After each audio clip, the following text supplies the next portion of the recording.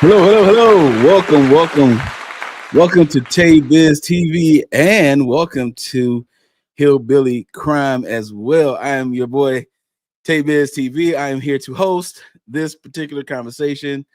I'm super excited. I don't know if you can tell by my smile, my voice, or whatever the case may be, but I'm very, very excited about this conversation tonight.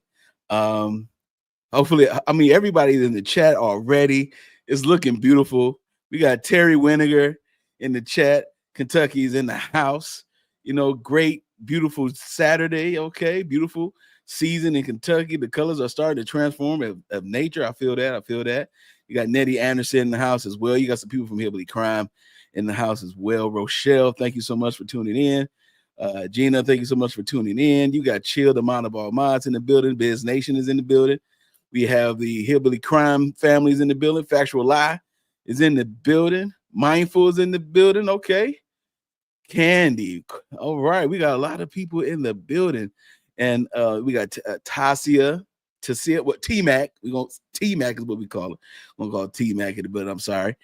Time is on your side in the building. Taybiz and chat family, hope all is well. Have an amazing Labor Day weekend with your families and loved ones. Stay blessed and balanced in life. Absolutely. Great message. Let's clap that up. Great message. Well, I'm not going to delay the time any further. This young lady here is someone that I have followed. I followed her since she had about maybe 7,000 or 8,000 subscribers. I was in the bushes a lot. She really didn't know that. And so I came across her channel because on our channel, we have been talking about the Sean Mickey Stein's case and Judge Kevin Mullins shooting since last year, actually, since it's actually started. I have a playlist on my channel on Taybiz TV. Those that are on Hillbilly Crime, if you'd like to subscribe, by all means, please subscribe. And those that are part of my channel, please subscribe to Hillbilly Crime. She has very, very rich information. Okay. And she lives down there. All right. She is very knowledgeable. She has a good head on her shoulders. Okay. And many people try to downplay Ms. Jones, but she is awesome in what she does. All right. And so, but we have been talking about this case for a long time. And for a minute, I'm like, am I like the only small channel that's talking about this? Like, am I the only one that feels like this is the weirdest thing that ever happened before? And coming to find out, no. It was so many people that was talking about it, but they were talking about it, and I wasn't coming across. They were not coming across my algorithm until I came across Hillbilly Crime, and I'm like, you know what? This is awesome. Okay, this is awesome to hear someone who lives down there to actually talk about it in detail with great information. And so, without further ado, I would like to introduce to some and present to others Miss Hillbilly Crime, aka Elizabeth Marie Jones. Shout out to you today. Wow. Thank you for having me. Thank you for gracing this channel with your presence. I appreciate you. I really do. No problem. Excited to be here. Yes. I mean, this has been I'm telling you, like when I first got to your channel, you was just starting to pop off. Like you were getting in like the 2, 3, 4,000, and then when it hit like 6, 7, 8,000, I'm like, okay, let me go ahead and subscribe. Let me go ahead and get the notification bell, right? And then just the wealth of knowledge you had about this case, but about Letcher County, about this entire situation here. And I heard some of your story before that you told on your channel, because you talked about your ability to be victorious over drugs and things of that nature. And you've been clean for what, 15 years now? Going on it, yeah. Going on it. And so congratulations on that as well. Thanks.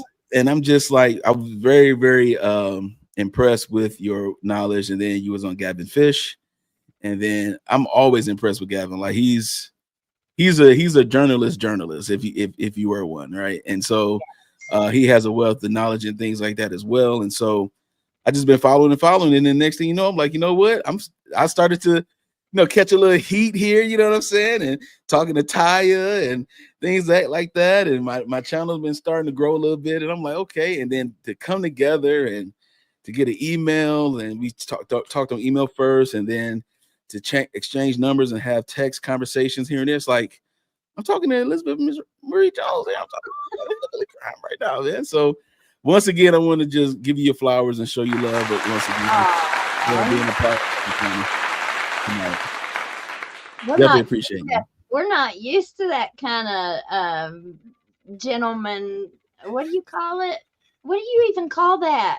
Where you chivalry? We're not used to that chivalry down here in these mountains, baby. Well, you get used to it from me, okay? I'm from Detroit, born and raised, but my mother is old school, and she raised me old school, raised me right. So I live in Indiana now, though.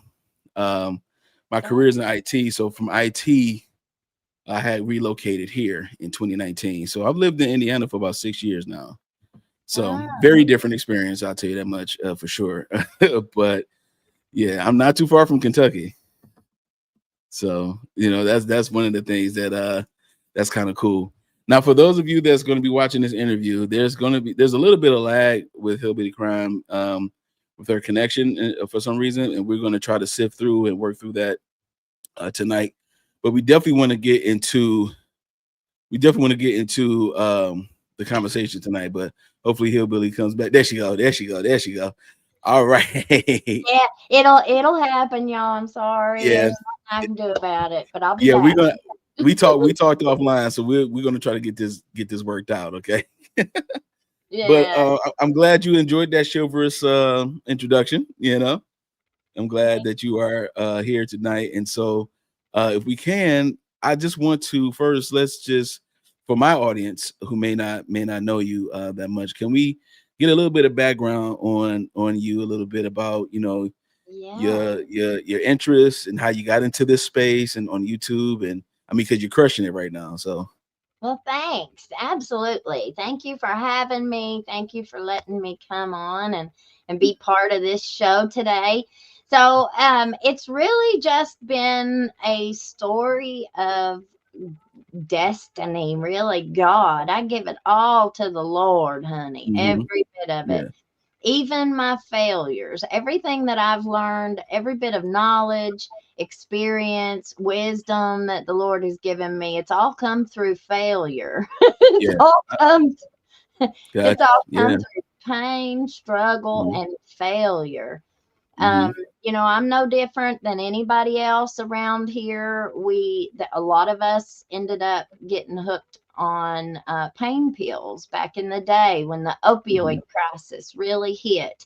It was oxycodone. They came in here and just flooded our area with it.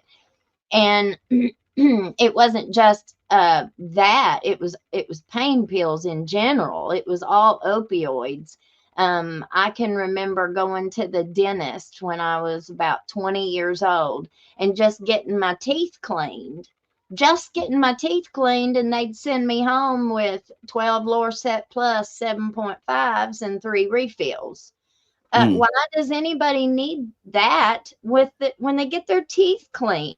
Right.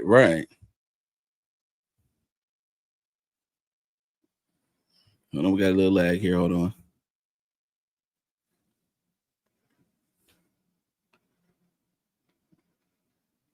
We don't want to interrupt her too much here. But yeah, I just put in the chat that if you have a question for Elizabeth, you can go ahead and type HB in front of your question. And what it does is it gives me the ability to save it. It has a distinct look to me from other messages. So I'll be able to save them. And then once we get deeper into the interview and deeper into our conversation, then I'll be able to bring those questions up. And we're going to be talking about everything. We're going to be talking about corruption. We're going to be talking about, of course, Letcher County, counties, surrounding counties, if it gets to that point. We're going to definitely be talking about the Sean Mickey Stein's case and things of that nature, okay? So we're definitely going to get into that, all right? Okay, we go. All right. Sorry, y'all. It's okay. It's all right. It's all right. Let me see here. Let me try to remove from here. Okay. Only we're having a little bit of a technical difficulty, but it's gonna be okay. I said shit. Just when it was getting into the good part, right? So I'll try to hurry up and get this through. Maybe, hopefully, it won't do it much tonight. But I'm so sorry, you guys. But so anyway, I fell down into that rabbit hole with everybody else. Now, um, fast forward, 10 years, I was in and out, in and out. Now, I grew up and I am from the same little town that the preacher man's from. So I Mm, know the preacher man, mm, I know of him. We just didn't run in the same circle. Um, okay. he was an athlete. He was, he was a little league baseball player. And just to give you a little background, his baseball coach when he was in Little League was Tom Vicini. Tom Vicini is the CEO of Operation Unite. Okay. Operation Unite was ARC before ARC. Oh, got you. So Okay. Operation Unite was developed, but out of the opioid crisis. It was created. They put together a task force that was a law enforcement task force. It had different people from different agencies, local agencies, and Mm, then they were tasked with cleaning up all of us that were okay. on pain pills. So they really, really came in and cleared. I mean, they cleaned it out. Everybody either went to prison or they were Mm, in the graveyard. I mean, it was just mm, the opioid crisis really hit our area of Appalachia mm, unbelievably hard.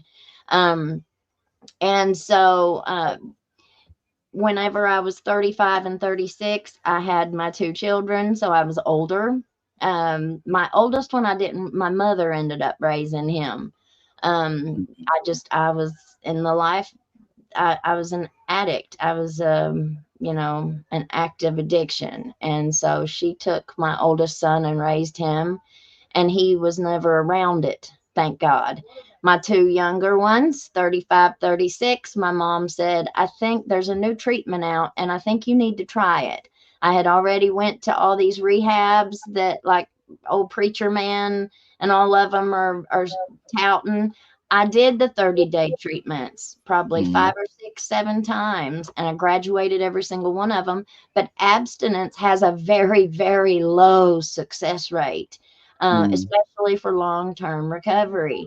It's fine while you are in a controlled environment, but as mm, soon as you leave there, oftentimes you're going back to the same environment that you left in the first place. So you've mm, got people there that are in active addiction, and or they were homeless whenever they got in treatment. So where are they mm. going now that your 30 days is over? Right. They Right. end up going wherever they can go. So it doesn't tend to work very well, abstinence. So the new treatment that I tried was Suboxone treatment. It was medically assisted treatment. Mm, It changed my life. It mm, absolutely that I've never I've been on it ever since. Um, mm. 2012 was when I started treatment. I've never Okay. really counted and kept track of the years because with treatment, the different forms of treatment, it's very different. Like people, Suboxone patients really got a bad rap for a long time. The reputation is really bad for it. People just said, "Oh, Mm, we're just trading one drug for another. You're just right. trading one drug for another." Well, I went from being completely dysfunctional. I could not be a productive member of society. Okay. I'm bipolar. I struggled with a lot of emotional issues. I'm a survivor of childhood sexual abuse. I'm also Mm, a survivor of domestic violence. That kind of mm, stuff travels into your adulthood, and you mhm.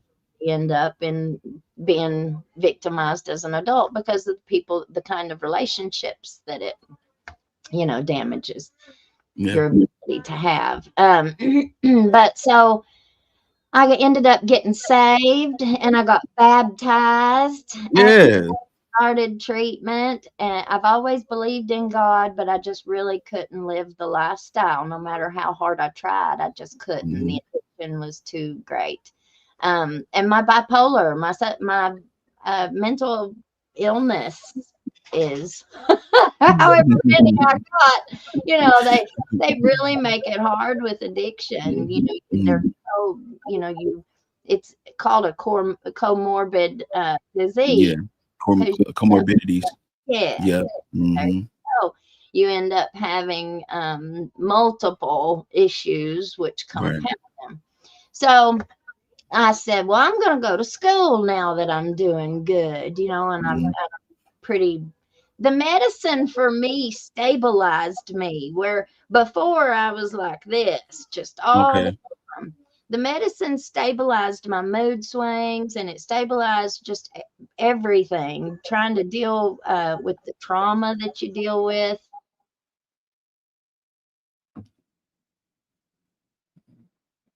Oh, it's okay. She'll be back. She would definitely be back. Hold on, let me go to the comments real quick while she's gone here. It says Danielle meets the lion. Says that's right, sister. Complete abstinence right out of rehab, especially going back around people, places, and things, is extremely difficult for anyone. That's very, very true.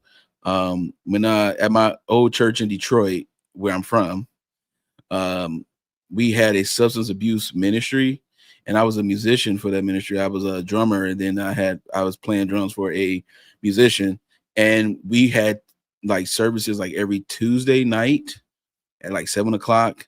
And people would always say that when they would give their like testimony and things like that, they will always say that it's been difficult because of the fact that I'm going around the same places, and the same people, and I'm not able to be around anything that's fresh and new. So it's always good to be able to change that. Look, sometimes you can be blessed by association, sometimes you can be cursed by association as well. Okay, so I definitely understand where she's coming from with that. And Hillbilly Crime is back. Hold on, I was just stalling a little bit of time for you. Yeah. Just expounding on one of the things you said, but go ahead, you can continue.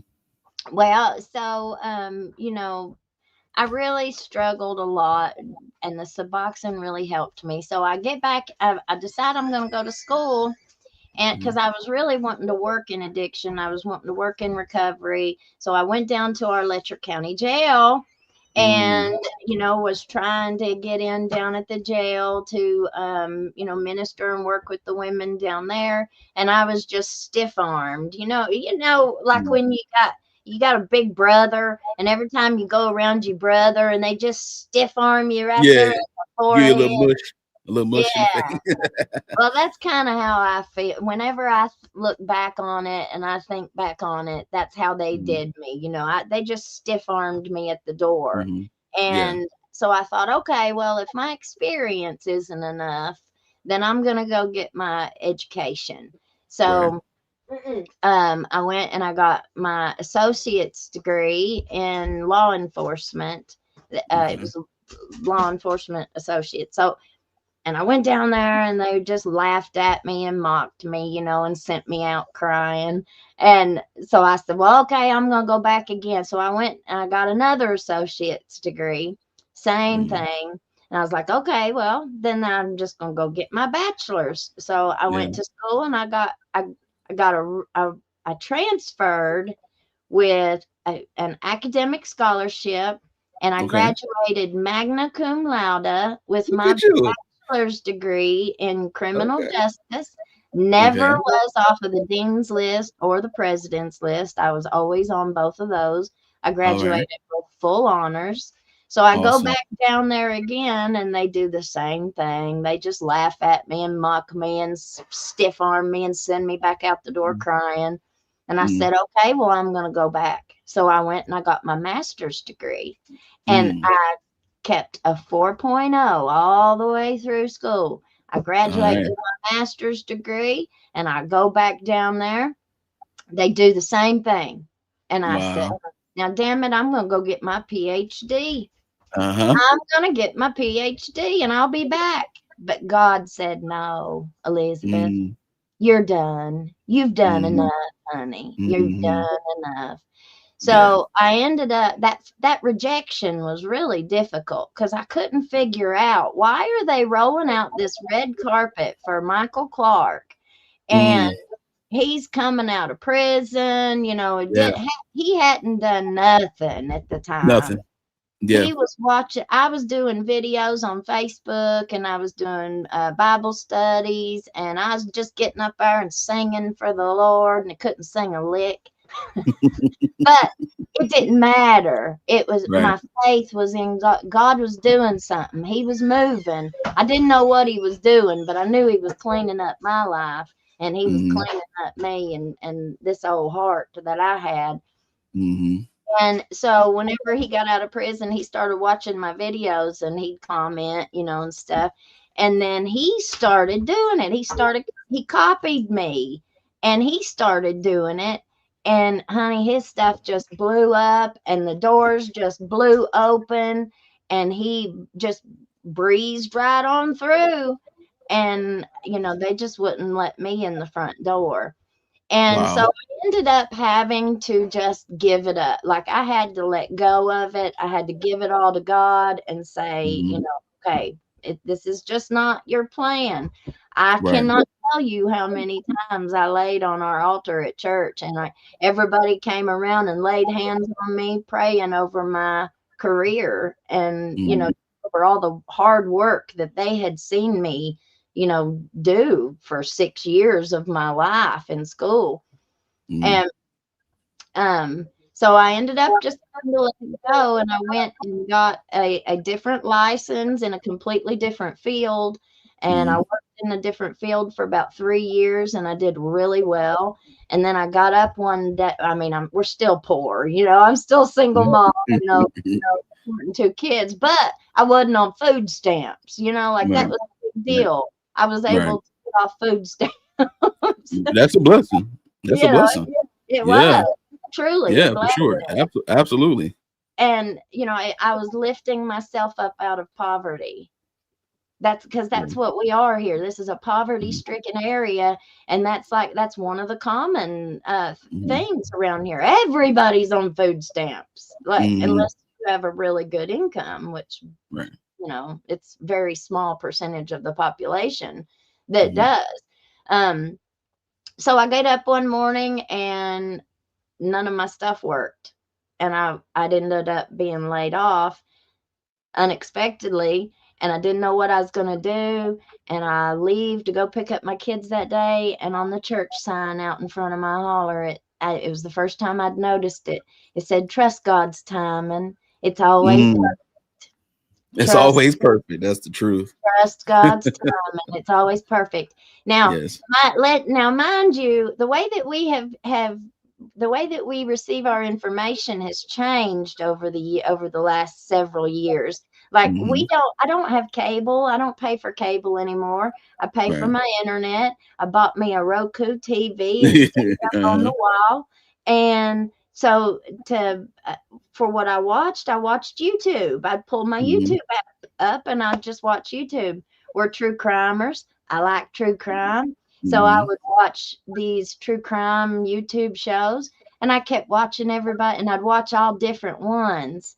Mm-hmm. And I tell you the one that I credit, and I've never said this on any of my shows before, you're going to be the first one.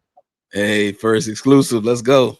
The person that I credit with giving me the courage to really do this thing was Mhm. the The lead attorney.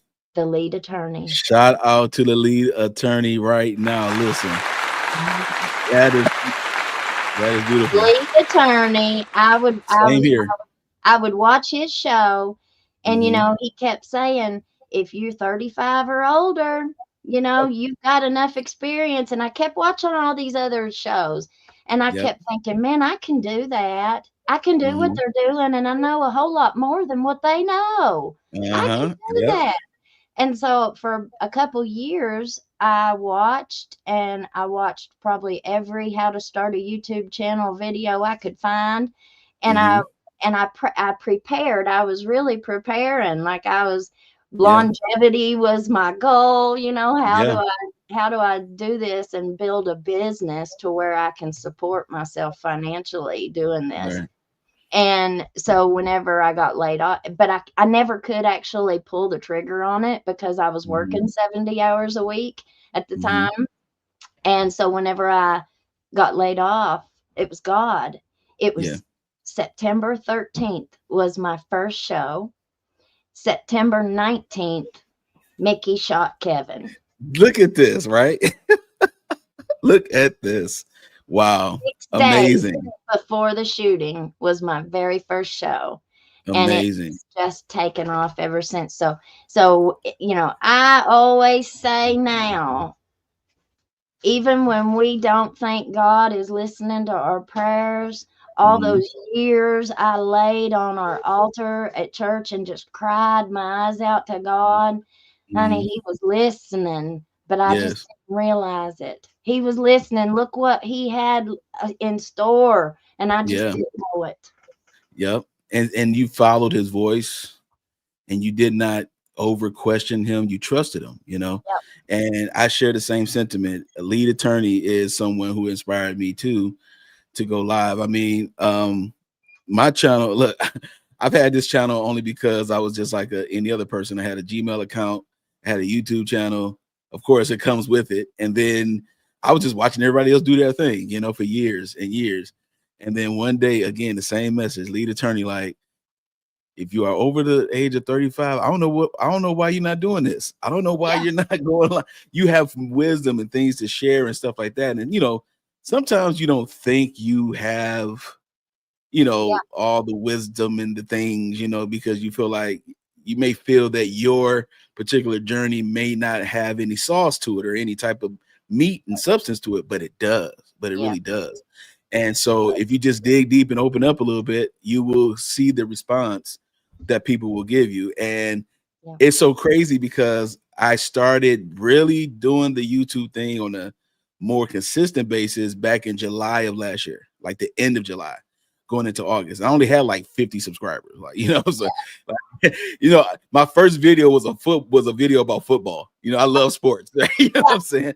So my very first show or video and live show was about football. I talked about TNT canceling the Inside the NBA show. I talked about little stuff like that, right? And what I did was before that, I started practicing on my Facebook page, like on my personal Mhm. Facebook page. I just started practicing on talking and speaking on the microphone because I'm not really comfortable in front of the camera. Yeah. So it's like I'm like, especially by myself. With my other channel, I have my friends with me, Uh-huh. and we all are in it together. So I feel more comfortable, you know. Yeah. But when it's by yourself, it's like, I don't know, you know. And so lead attorney, the YSL trial, he was Yes. like, "You're doing YouTube. You should do Yes. YouTube if you're a certain age." And so I started covering the YSL trial for a nice little period of time. So much so to the point where Lee gave people the opportunity to talk about the YSL trial on his channel, and I was a Yeah. guest, like a small little guest on his channel for like about a good 8 minutes. Yeah. And I clipped it and I saved it. I'm like, I was on the lead attorney's channel before. Okay. I actually have the clip. I actually have the clip in my computer. Yeah. I mean, I was geeked up about it. And so, but Yeah. he gives you the strength and the courage to Yeah. push to do it, you know. And so it's really amazing that to go from that to this. I mean, just like again, you started your channel September 13th.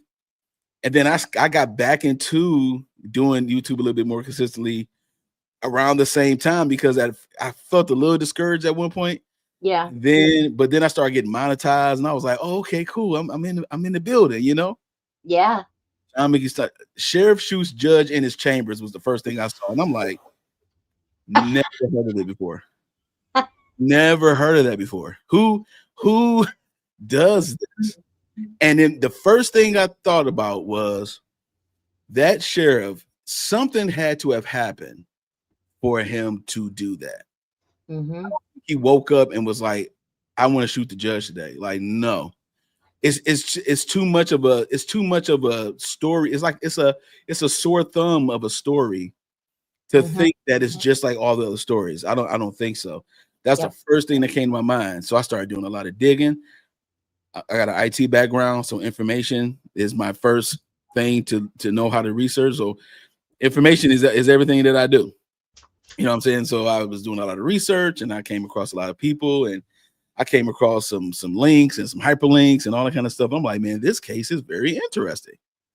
I mean, I've never heard of this before, and so and ever since then, this is what we've been doing. Every time there's a preliminary hearing, I was on it. Every time there was a motion, I was on it. I even subscribed to the Mountain Eagle newsletter down there just to keep up with the information. Okay? I'm not from Kentucky. Ladies and gentlemen, I am not from Kentucky. I am from Detroit, Michigan. All right. I'm from the Motor City. And then I moved to Indiana in 2019 because of my career, my IT career. But I'm not from this part of the Midwest. So all of this is new when it came to this particular case. And I started getting familiar with things, and then the corruption thing started Mm-hmm. coming out. And so very, very interesting how you got to become hillbilly crime at this point. Let's see here. So I think Elizabeth is frozen once again. Let me see if I can try to hold on. See if I can try to bring her down for a minute so she can get it together here. We are going to get started in a minute. Hopefully she is okay. I'm keeping an eye on her down there in the studio. But Daniel said, yeah, from Detroit, but pulled into Kentucky. It's crazy, right? Like, who even thought this would even happen, right? Who would have thought this would even happen? I had a couple of people who had questions. And coal miner's daughter asked about what is the next court date for Mickey. I believe September the 2nd is when the council has to go back to the judge with more information. It was mentioned in the last hearing. So I think Tuesday is when we're going to get some more information. Okay. Oh, she is back. Hallelujah. You are back. Awesome. You had a question here or a comment here from Candy. Says, hiya, Elizabeth. I still see that preacher was involved in trying to set Mickey up.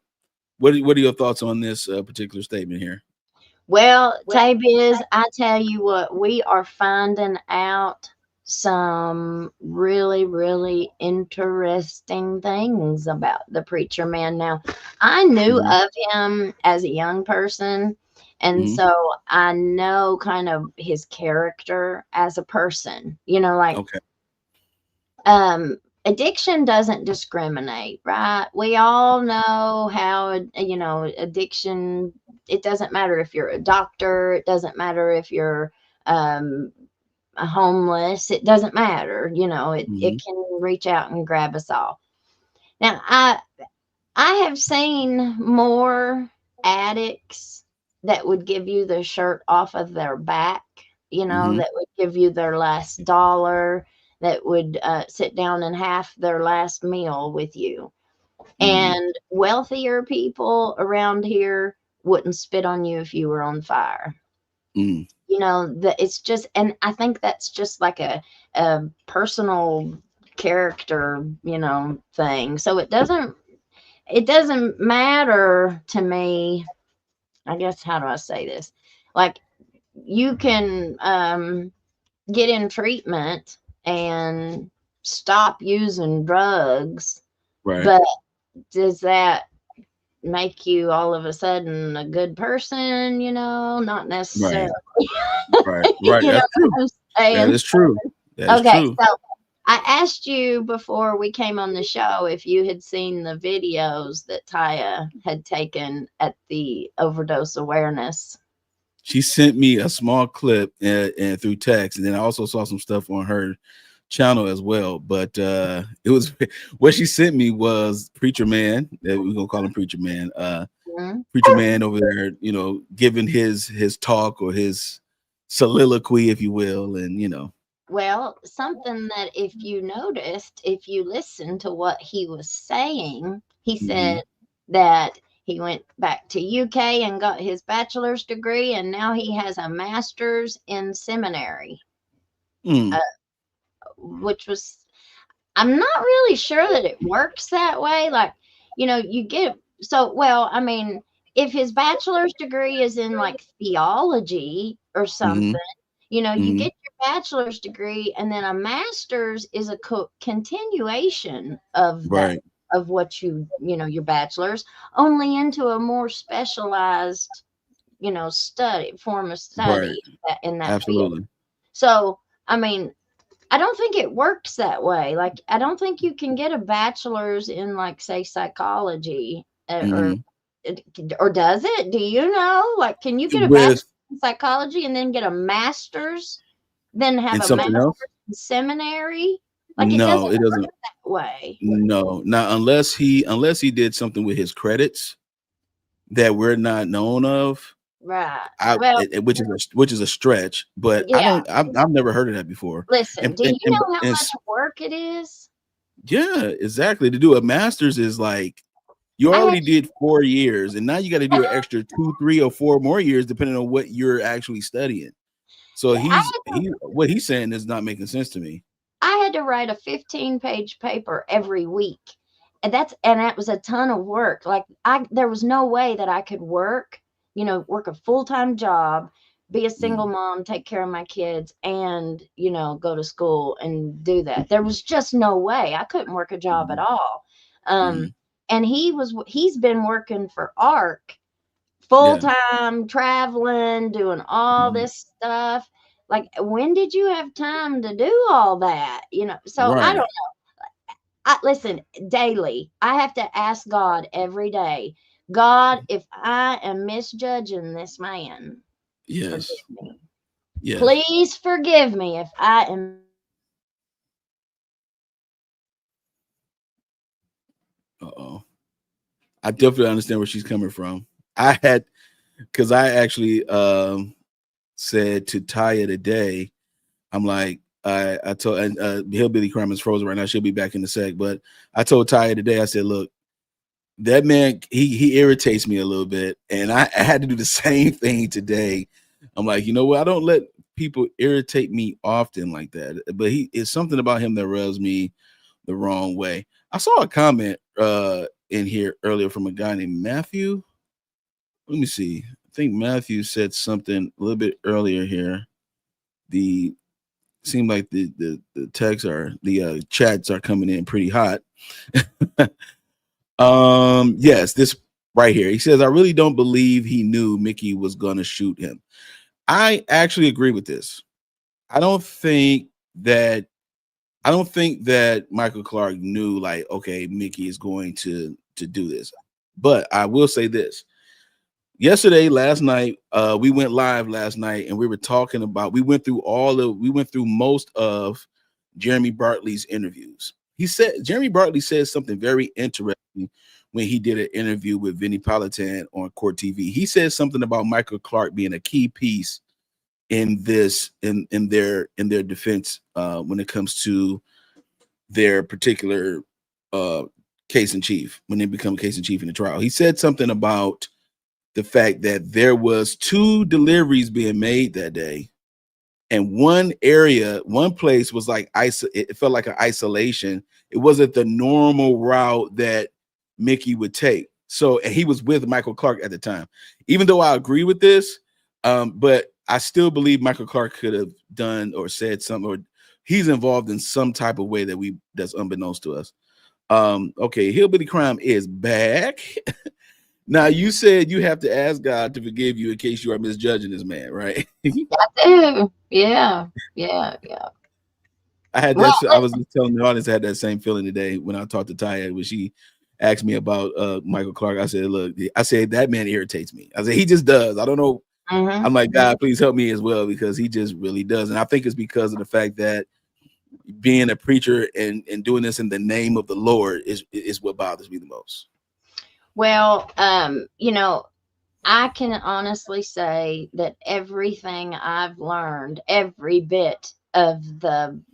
know, every bit of the lessons that I've learned. Like I said, they've come from failure. They've come from rejection. They've come from not getting my way. You know, like he said in Mhm. his thing that he didn't have a car. And so Tim Short Auto called him and said, "Hey, 5 people just walked in and paid cash for you a brand new car." And Right. he was like, Right.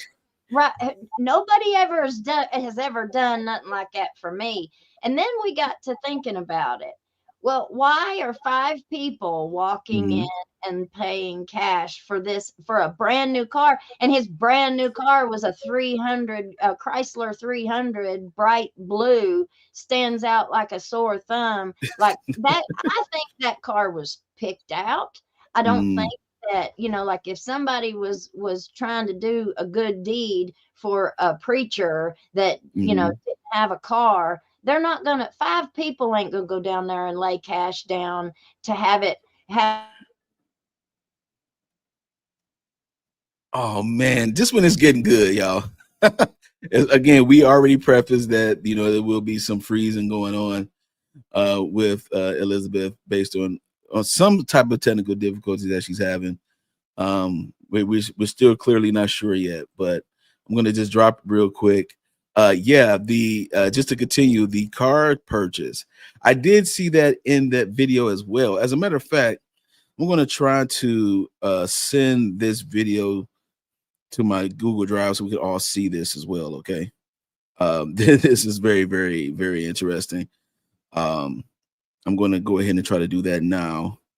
It's like a minute and 14 a second video, but I'm going to definitely try to get the video sent to my Google Drive so we can go ahead and take a look at this. But you were talking about the car purchase there, Hillbilly. oh yeah. Well, I would love to see the amounts because, anytime somebody gives you a gift like that, you have to Mhm. report that to the IRS. You got to report Right. that on your taxes. And if you're a ministry, then that would definitely come in on your ministry tax, your 501c3 stuff. Hmm. And so it made me question, well, if 5 people went in there with money and laid it down, what if they brought in amounts that were just under that um that level that would have to be reported? You Yeah, know what I that mean? tax bracket piece. Yeah, because because with 501c3s, you have to report that money. Yeah. You have to report the salaries, the donations, the wages, and all those things. Gift. Gifts, all of that has to be reported, and you have to let the government know what you did with that money. And does Mhm. it line up with why you opened up this nonprofit organization in the first place? Mhm. Now, we talked about Michael Clark Ministries Incorporated here on Taybiz TV, okay? Uh-huh. Now, I gotta credit Hillbilly Crime because she rocked out it was one email. She sent me a laundry list of stuff. I was like, you know what? I have to sit down and peruse through all of this, okay? Now, I want to talk because we are talking about Preacher Man right now. We're going to get into some more stuff too because I want to throw some names out and get some clarity for my audience too on certain names that we've been hearing often. But one of the things that um, we talked about on the Michael Clark Ministries live that I did was Rooted Church. Rooted Church was started 2022, I believe, right? Um, if somebody in the chat knows that, please let me know. I think Rooted Church was started in 2022. And this is after Michael Clark was exonerated, okay, exonerated by Matt Bevin, who was the governor at the time back in 2020 or something of that nature, right? And so Michael Clark started a church 2022. He started Rooted Church. And we saw a video of the news that reported all of this, okay? And one of the things that we noticed is that we couldn't find like any type of Rooted Church tax exempt forms or anything. Okay. But we did find a bunch of Michael Clark Ministries Incorporated tax exempt forms that we showed on the channel. on this channel. Now I'm very interested in how that even came to be. You know, how did Rooted Church even come to be? And you came right on time because I'm talking to the chat, but I'm asking the question. How did I'm listening. So whenever how, I freeze, I can still hear what you're saying. awesome. That's perfect. How did that come about? Okay, we know what he said on the news. It sounds great. You want to, I just want to I want to share my story, you know, all that kind of stuff, right? Yeah. How did Rooted Church come about? And did Rooted Church have anything to do with ARC? All right. You ready? Yes, I'm ready. Okay. I'm ready. So let me clarify that. Okay. And you're gonna understand it. Okay. So Okay. to add a little piece of info that I don't think you are aware of. Let's start okay. So back whenever all these preachers started, the rehabs were putting job descriptions out. We've got these jobs, and they were putting them out originally as what was it called when you're a chaplain? Okay. They were asking for chaplain positions, you know. And I think this was when the light bulb went off in everybody's head, and they were like, "We need to be preachers." Okay. We need to be preachers because Wow. Okay. Okay. that opens up that 501c3, even if Right. even if it's not a nonprofit, if it's a church, if it's a preacher, you know, that opens all that up. So now that is just my speculation, but I think that's when it dawned on everybody, we need to be preachers. Okay. So ARC's founder became a preacher. He was originally a lawyer. That was his trade. He was an attorney. Okay. He became an alcoholic. He says he Mhm. got clean, and then that was when where his sober living house, the one, you know, originated. Well, Okay.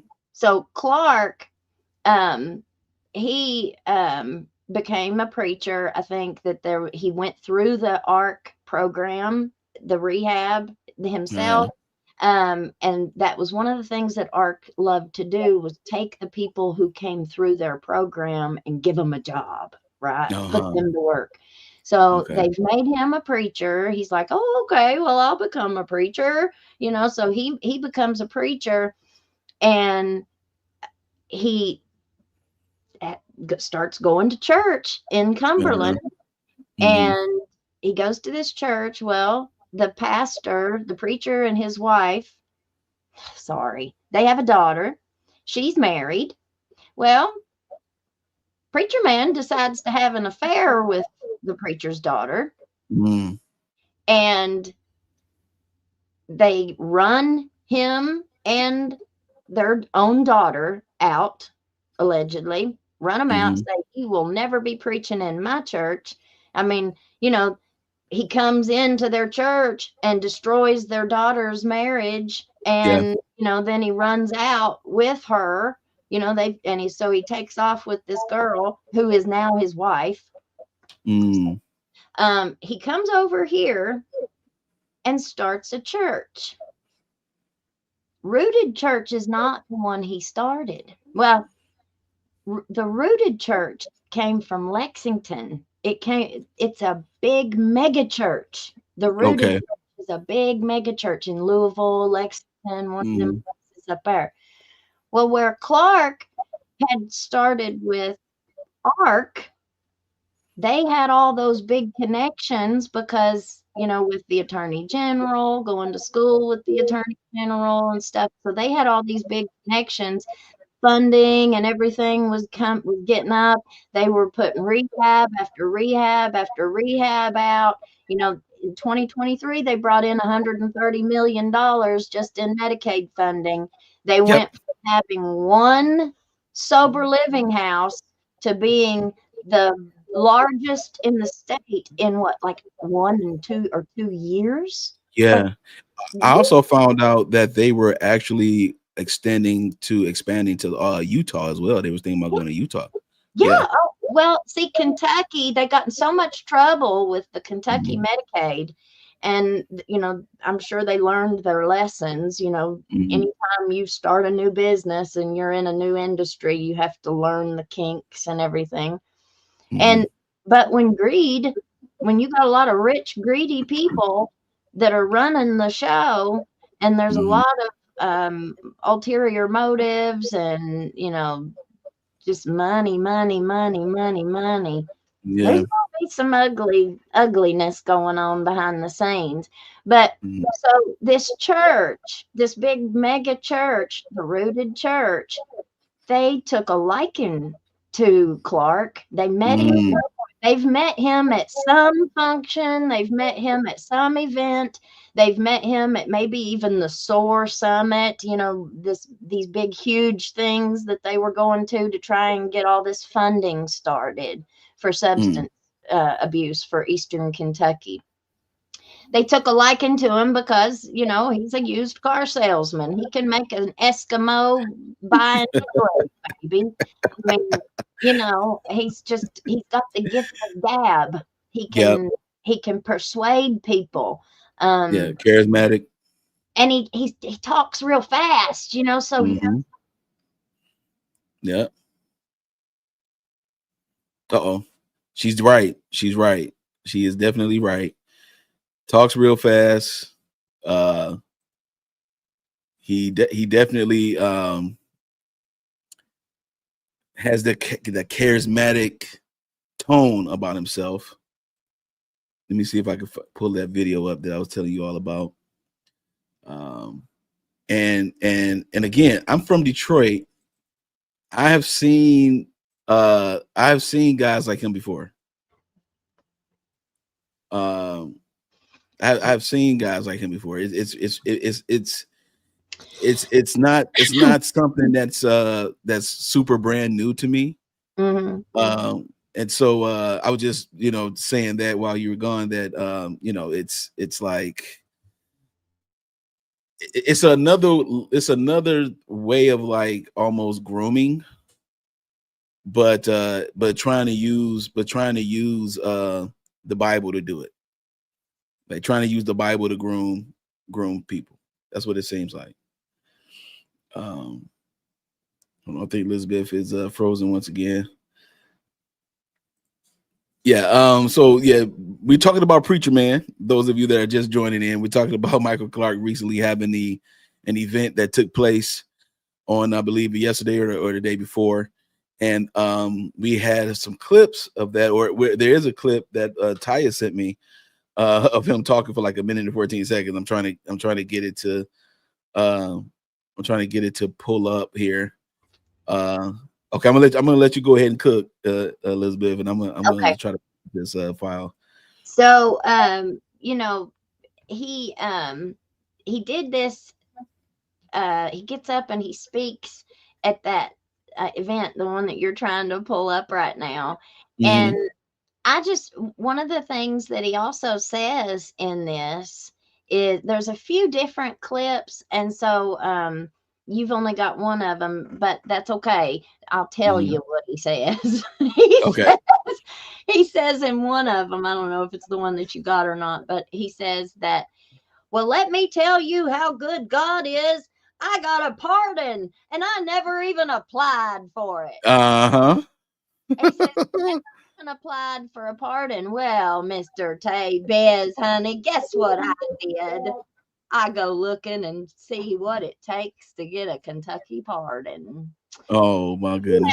You have to apply for it. You have to have letters of recommendation.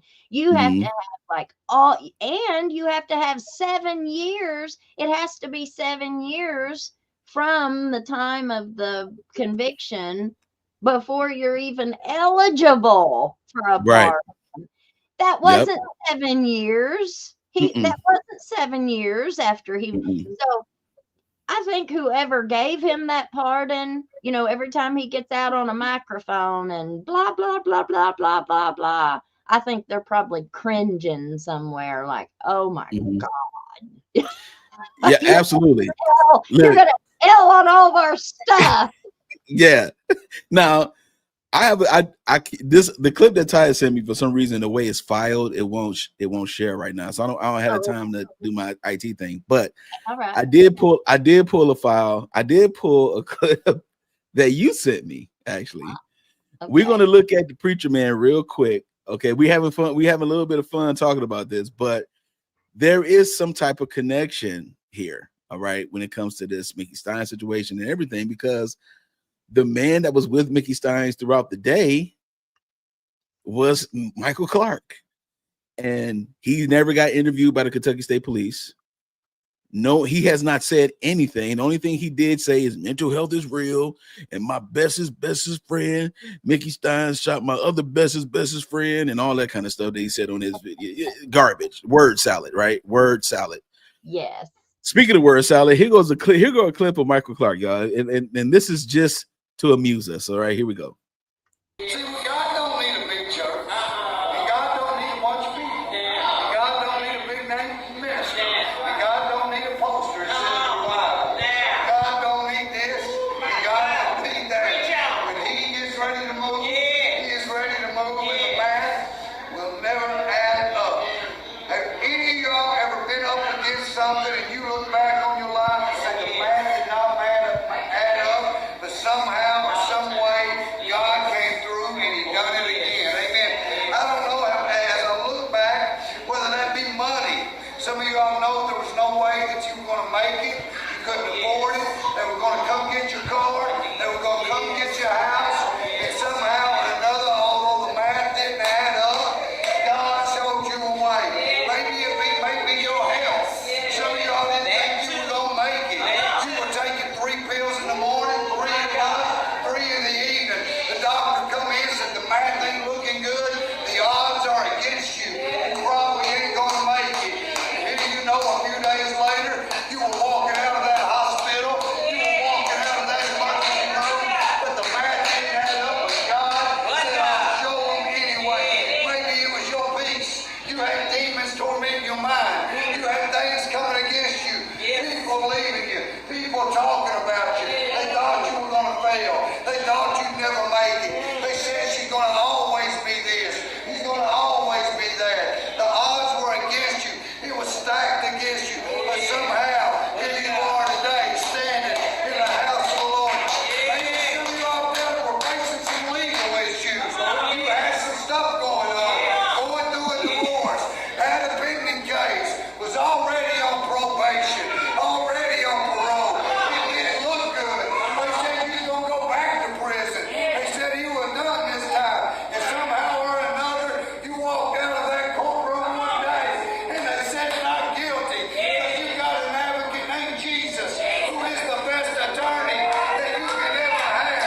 And although the odds were against you, you walked out. And I love that song, even though we sing loved ones that's not here today, that's going on. Oh, death, where is thou? There is no more sting. Death, the grave has no more victory. They thought that the world that this would be it. The math didn't look right. The odds were against us. But we got a promise that the absent of the body is to be present of the Lord.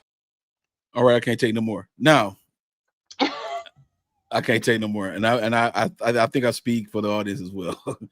Okay, I want you to give us the background on this. You don't have to name no sources or anything like that, but he's pastoring now at a different church, right? And give us the backstory on that with him, with this Mr. Preacher Man. Well, I guess I froze and I didn't finish telling you about the other church, but Okay, I'm so sorry. no, well, so that big money church that they were like, we want him, we Mhm. want him. But they were hearing all this bad stuff, from outside. They're like, well, we're hearing all this stuff. I don't know. So they hired a private investigator to Mhm. go and look him up and see what was going on behind the scenes, what skeletons he had in that closet. And they found a Mhm. video where that private investigator found a video where he was, from what I found out, so he was talking to a girl on video chat, a client. She was in recovery, Now, I don't know if she was a current client. She may have even been, she wasn't, I don't think she was in like a 30-day rehab. I think she was in like IOP, which is like an outpatient program. But she was still in recovery. It doesn't matter. But Right. it was a video call where he had his schlang out and was waving it at her, saying, "It's waving at you, it's waving at you." And it's got his face all in the video. I mean, he wasn't very smart. But I originally thought that he had taken a video and sent it to a girl, but that's Mm-hmm. not what happened. It was a call between them, and she got a screen grab. She just got a quick screen grab of him Mm. doing it. So she hurried up and did that. So it only lasts like 3 seconds long. Okay. But they found that, they took it back to the church, and the church still wanted to keep him. They tried every way in the world to keep him, to keep, Jesus, Pete, man. but in the end, they did the right thing, or at least I think they did the right thing, and they broke contact with him. Okay. Now, then, he's kind of mulled around, and he would go in and preach at the, like at the jails. The jail would let him come in and preach, and Mm-hmm. they would set him up somewhere and let him give a sermon or whatever. Uh-oh.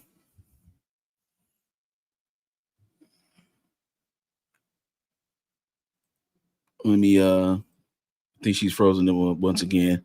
Yeah, wow, this is very, very interesting. Very interesting. Um I do remember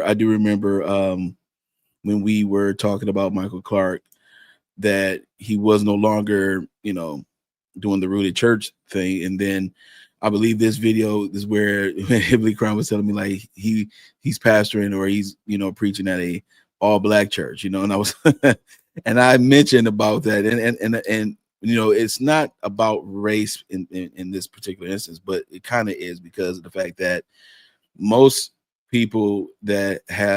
most people that are in the black church, they thrive off of charismatic emotionalism and theatrics. Again, I'm from Detroit. I said this on my channel before. Like, being from Detroit, all you see is churches and liquor stores all in the neighborhoods. You could go up the main street of your neighborhood in Detroit. You could just walk about 3 blocks. You will see at least 2 churches and a couple liquor stores from them 3 blocks. So the fact that he's pastoring at a church like of this ilk is very, very telling. Very, very telling. But go ahead. I'm sorry. So he had a friend. We don't really have a whole lot of black people who live in this area. Like Mm-hmm. over in Harlan County, you had a whole lot more that lived in Lynch from back in the early 1900s. That was the black community, was Lynch, back in segregation times, and he had a friend that was a black boy named, well, we won't say his name, but they were drug dealers. They were both convicted. They were both charged, not just the two of them. There was a whole bunch of people back in that, from our town, that was caught up in all that stuff. But that boy died of an overdose several years ago. And that's his mommy who runs that church, the one that he's in right now. So his childhood friend who passed away from a drug overdose, his mommy has helped him get that, allegedly. That's from what I've understood. She helped him get that job, get that pastor's position in that church. And so that's how he ended up, preaching at a pretty much all black church over there. Wow. But And the big church, just to finish telling you that big church, they wanted to keep him. They tried to keep him, but he didn't. They didn't. They sent him out. But the rehab would send him all these places and let him preach. And they would show videos of them being packed. Like the rooms would be packed. There were so many people there. But then I got to looking and through research finding out they were busing the people from these rehabs to his events. Like it would be a recovery event. And they would bus all of these people from the 30-day rehab or whatever house it was at. And so they were filling up the seats with their rehab people, like he wasn't just out somewhere and all this whole community came out to hear him preach or something. Like it was kind of being portrayed, Yeah. But so that's how I understand that he has kind of just moseyed on transition on along over there, from the churches. Now, just to, and then we're going to switch gears after this, but so with Michael Clark, his background of choice when it came to criminal activity was drug trafficking. And he had 7, I believe, up to 8 almost trafficking convictions, not charges, convictions. And he was facing 20 years. He only did how much of that? He didn't do all 20 years, did he? No. I think he only spent, like, adding it all up together, he spent almost a decade in prison. Okay. But in that video that you found, the one that you sent me of him, the news thing, he says in there, he's like, I was in prison with all these guys. He spent time right there in that Letcher County jail with them. He went, it seems to me like he just kept trying to perfect his drug dealing skills, and he just kept getting caught and kept getting caught. Well, is there a possibility that maybe he finally got it right? Maybe he finally, he says that he's been clean for 9 years and he's abstinent. We already know how very, very low, like, I don't care who you are. Like, you never were able to stay clean before. What happened all of a sudden? Now you've turned over this new leaf, and now all of a sudden you can stay clean. Like I couldn't do it. Like, no, very, very, very few people that I know actually do that long term without, Suboxone or some form. And the ones that do it, that do make a long-term recovery, they struggle like every day. They're like, oh, I'm barely hanging on by my fingernails. Right. Get on some medicine because I feel great. Right. That's the interesting part, is like he talks about it as if it's easy to just do. Yeah. And it's almost like he's selling a narrative that doesn't exist, You can get a free car too. You can get a free you could be a pastor too. You can get a job at the treatment too, and that's what they're selling. That's what they're selling. But none of these people are, you're only seeing one person, have this great carer in all of this. Like, they promise all these jobs to everybody else. Well, you can do it too. I was just stupid enough to believe all the BS that they were telling me. You can be anything you want to be. If you just put in the hard work, if you put in the work, you can do anything you want to do. No, you can't. I did it. I did what you told me to do. And I came back down with my smile. I was ready to go. And they were like, whoever told you could work in this field? Right. And so they're kind of like the doorkeepers or the gatekeepers, I would say, of your progression. The justice system. Yeah, absolutely.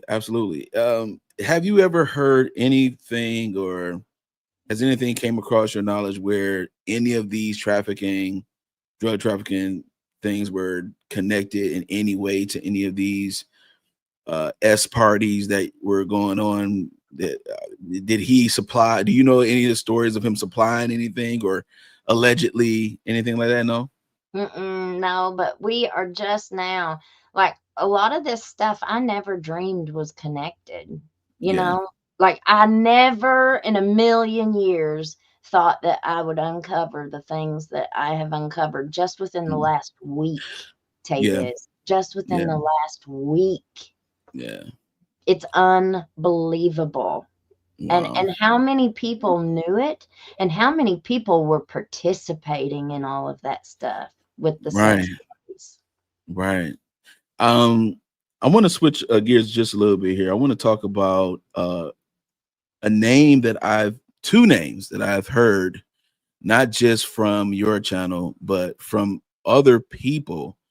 Taya mentioned this gentleman's name in particular before, both names actually before, and I think in our interview that I did with her, but also there's been people who I would leave nameless who have emailed me.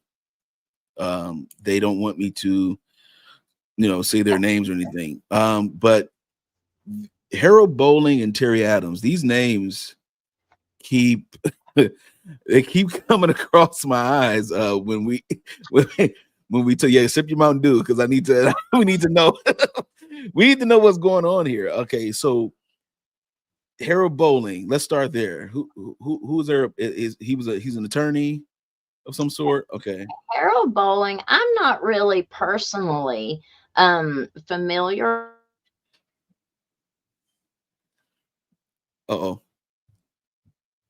Frozen once again. We're going to get to the bottom of this Harold Bowling and figure out what's going on with this guy and Terry Adams. I believe Terry Adams is a judge now, right? And Harold Bowling is an attorney, and I believe Terry Adams is a judge. I think you still froze there, Elizabeth. I'm gonna just solo you out real quick for a second. I'm gonna drop you down, see if you can get back to us. Wow. So let's see here. We have a few here. Okay, we got someone saying, "I'm very proud of you, Elizabeth." Awesome, awesome, awesome. I got my mod, Abundance and Clarity is in the building. Shout out to another mod of all mods. Got dropped the link to Hillbilly Crime's channel. Those that's part of Biz Nation, if you want to subscribe to Hillbilly Crime, please go ahead and do so. The link is in the chat. Okay, so Harold Bowling, you were going to talk about him. He's an attorney. He's an older gentleman.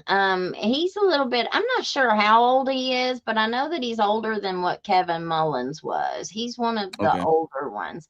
Now, a lot of the stuff that we've heard and that we talk about, like, this stuff has been going on for decades. This stuff is not things that just happened within the last couple years. Okay. So a lot of those sex parties were happening, for the last 40 years or 20, 30 years and stuff. But with Harold Bowling, I've not heard myself. I've not heard anybody. Nobody's come forward and given me any kind of personal experience that they had with him in a sexual manner. The only thing that I can say about Harold Bowling is one of my friends went through the drug court program, and she got a job at the courthouse several years ago. And she went in and she was talking to Judge Mullins, and they didn't really know where they were going to put her, like in the courthouse. They didn't know what they were going to have her doing. And Judge Mullins, she was in there talking to it. It was just the two of them. And he was like, well, you can go over here and clean my offices. I've got some offices across the way, and I'll take you over there. He was like, I gotta finish court. He was like, but after court, I'll take you over there and show you where everything's at. And this was just 2 days ago. She was telling me this story, and she keeps going on and on about him telling her about these offices. And I said, what offices is he talking about? And she looked at me and she went, exactly. And I was like, what do you, she was like, well, she said, as soon as he went into the courtroom and I went back into the smoking room and everybody was sitting there, she was like, and I was telling them about our conversation, and they were like, oh girl, man, he's going to try to F you. Oh my gosh. he ain't got no offices, girl, man. He's gonna get you over and try to sleep with you, Mm-hmm. And she was just mortified. She was like, Mm. what are you talking about? Because she wasn't used to nothing like that, Right, And right. so as she's telling this, she says Harold Boland walks in to the smoking room, and he hears, what's going on. And she said he looked at her and said, "You're not going nowhere with that man." She said, allegedly, he said, Mm-hmm. "Don't you ever be alone and go somewhere alone with him." Mm. Well, so what does that tell me? That tells Yeah. me he knew what Kevin Mullins was doing. Oh yeah. He Oh knew yeah. what Kevin Mullins was doing. Mm-hmm. If that happened the way that my friend says that it happened, then he absolutely knew.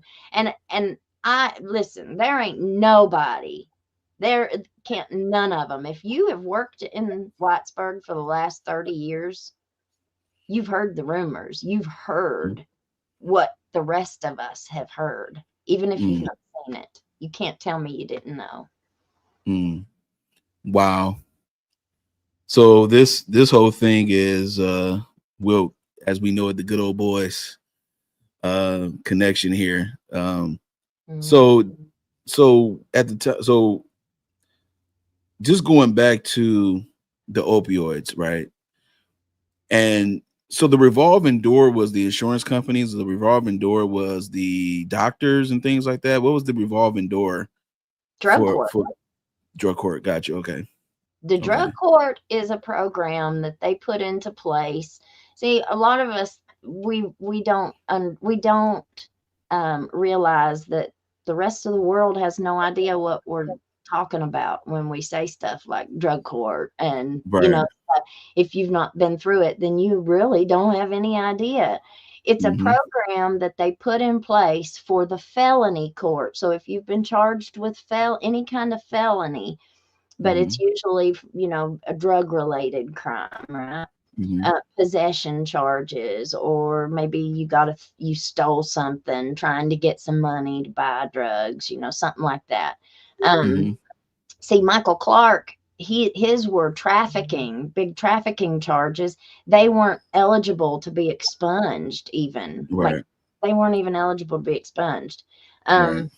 But the drug court, so if somebody comes through, like say they got pulled over for traffic violation and they found a bunch of drugs on them or something, then they would be eligible to go through this drug court program. But whenever you agree to go through the program, you give up all your rights. Like, you give up your Mm. attorney. You don't have an attorney anymore. You're saying, instead of going to jail, or being sentenced to prison for this charge, I'm going to accept this drug court program, and I'm going to go by their rules, and I'm going to do what they asked me to do. It's kind of like a probation, only more strict. Yeah.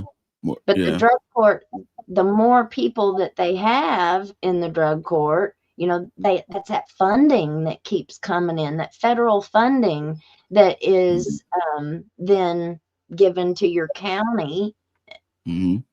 to help with the substance abuse stuff. Yeah. But it sets up people for failure, because they Yeah. can sanction you for anything. Mm.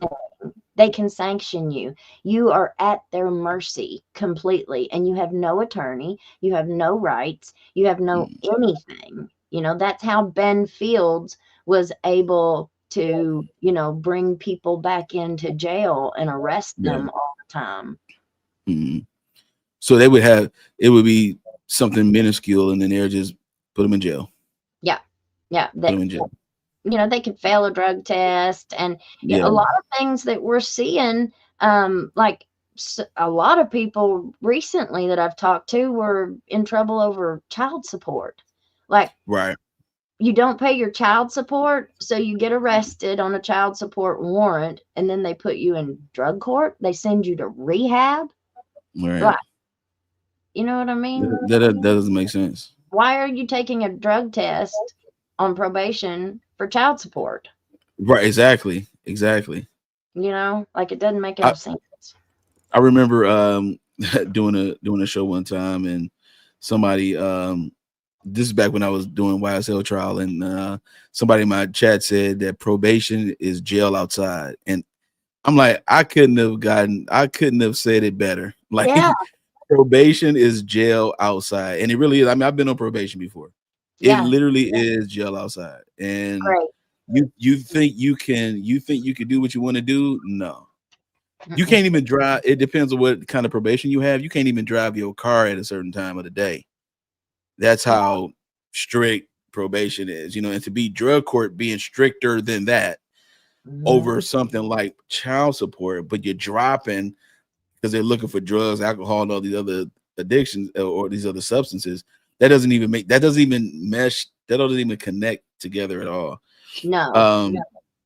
Let's switch gears for a little bit, if you don't mind, if you got a little bit more time with me. Yeah. So let's get into the day of the shooting of Judge Kevin Mullins. I remember when you was covering this as well, and you said something on your live one time months ago.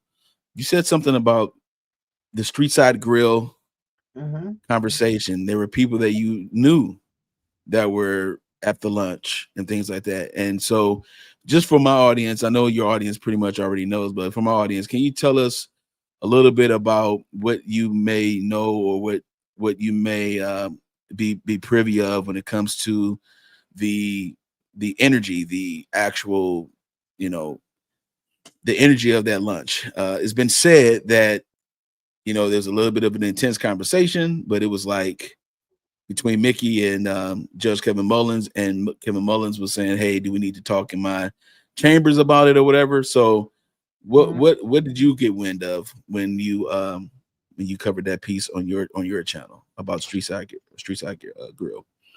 Well, so street side is just right across the street, and down a couple of blocks from the courthouse. And so I heard that they went over there, and first of all, we have found out that Kevin and Mickey were not friends. Like, they were co-workers, and they worked together for so long. But a lot of people, me included, I thought that they were friends. I thought that they would have to be. And to find out they were not. It looks like Mullins backed 2 other people for sheriff running against him. And so he was not supportive of that.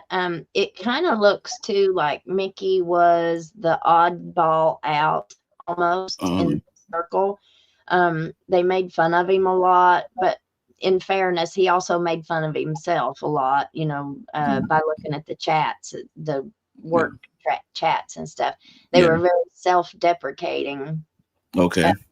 In that way, or at least he was. And I think one of the other guys was too, but they were not friends per se. And I heard, I don't know if this is true or not. I've only heard one person say this, but they gave me, but a lot of this stuff turns out to be, true. So, and the interview, we got the 2 witnesses interviews, which really kind of opened that up.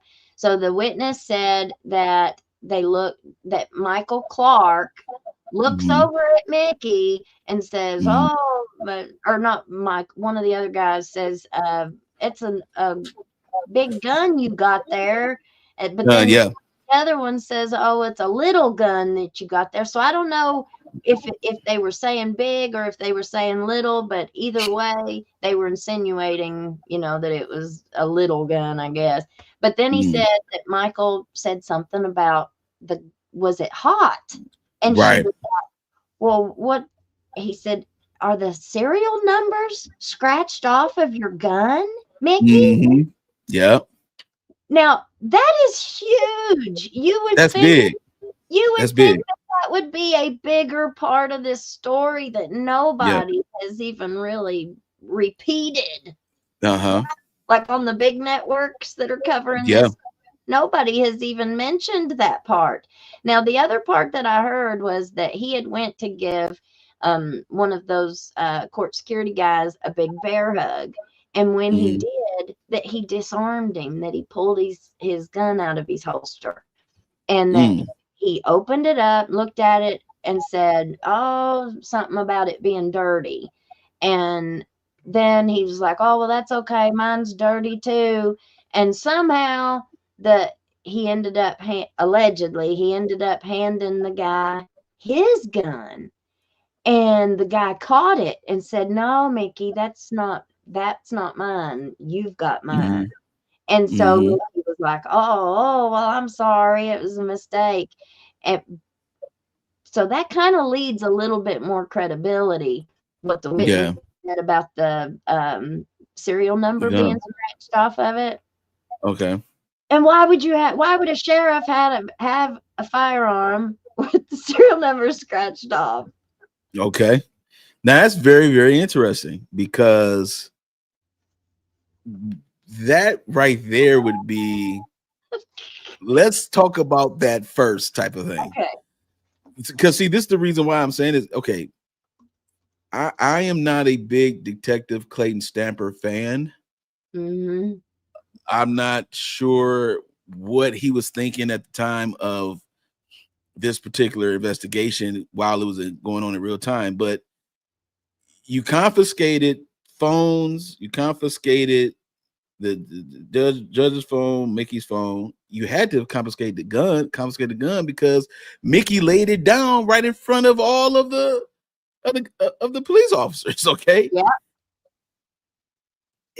Clayton Stamper never mentioned anything about serial numbers being off of a gun. Nope. He never even mentioned it, even in body cam footage, even in any type of interaction with Mickey Steins. So, it's very interesting that you say this, because as an investigator, or case officer, because they don't want to say lead investigator no more. They're scared to be the lead investigators now. That would be the first thing I'd be like, Mickey, what is this? He retired last week, don't you? Or 2 weeks ago. Don't you tell me this now. 4 of them retired on the same day, and Detective Stamper was one of them. Shut the front door. Can I just do this one time? I gotta do this one time. Okay, I'm done. Oh my goodness. I ain't figured out where mine are yet, but I can't wait to use mine. Oh my goodness. Okay, listen. Wait a minute. Detective Stamper is retired. Yep. As of last week. Yep. Week or 2 ago. Yep. There were 4 state policemen that all retired on the same day. They had a great big party, and everybody showed up, and they put it all over Facebook. And I noticed somebody in one of the pictures of their big retirement party. It was one of our MCHC guys. It's one of the head MCHC. MCHC is the clinic, the medical clinic in Whitesburg. And it's the one that has taken over, doing all the medical stuff with the jail. So now they're also providing Suboxone and all this treatment and counseling and just, honey, it's just another way to another money grab. Yep. Well, one of the guys that's like the CEO of that place is a retired state police officer. And he was at that dinner, and they've got pictures of him, and they're all, talking and all.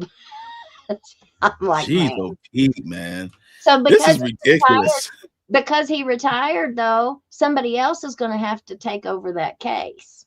Yeah. Do we know who it is yet? GP. This is about to be a mess. This is already a mess. It's about to get messier. Yeah. So now we have a shoe to fill. It's not a huge shoe, trust me, because Stamper didn't do much. Okay. The preliminary hearing, I'm like, do you know anything, Clayton? Geez, Pete. you were there, weren't you? Were you alive that day? Like, Well, he doesn't know anything.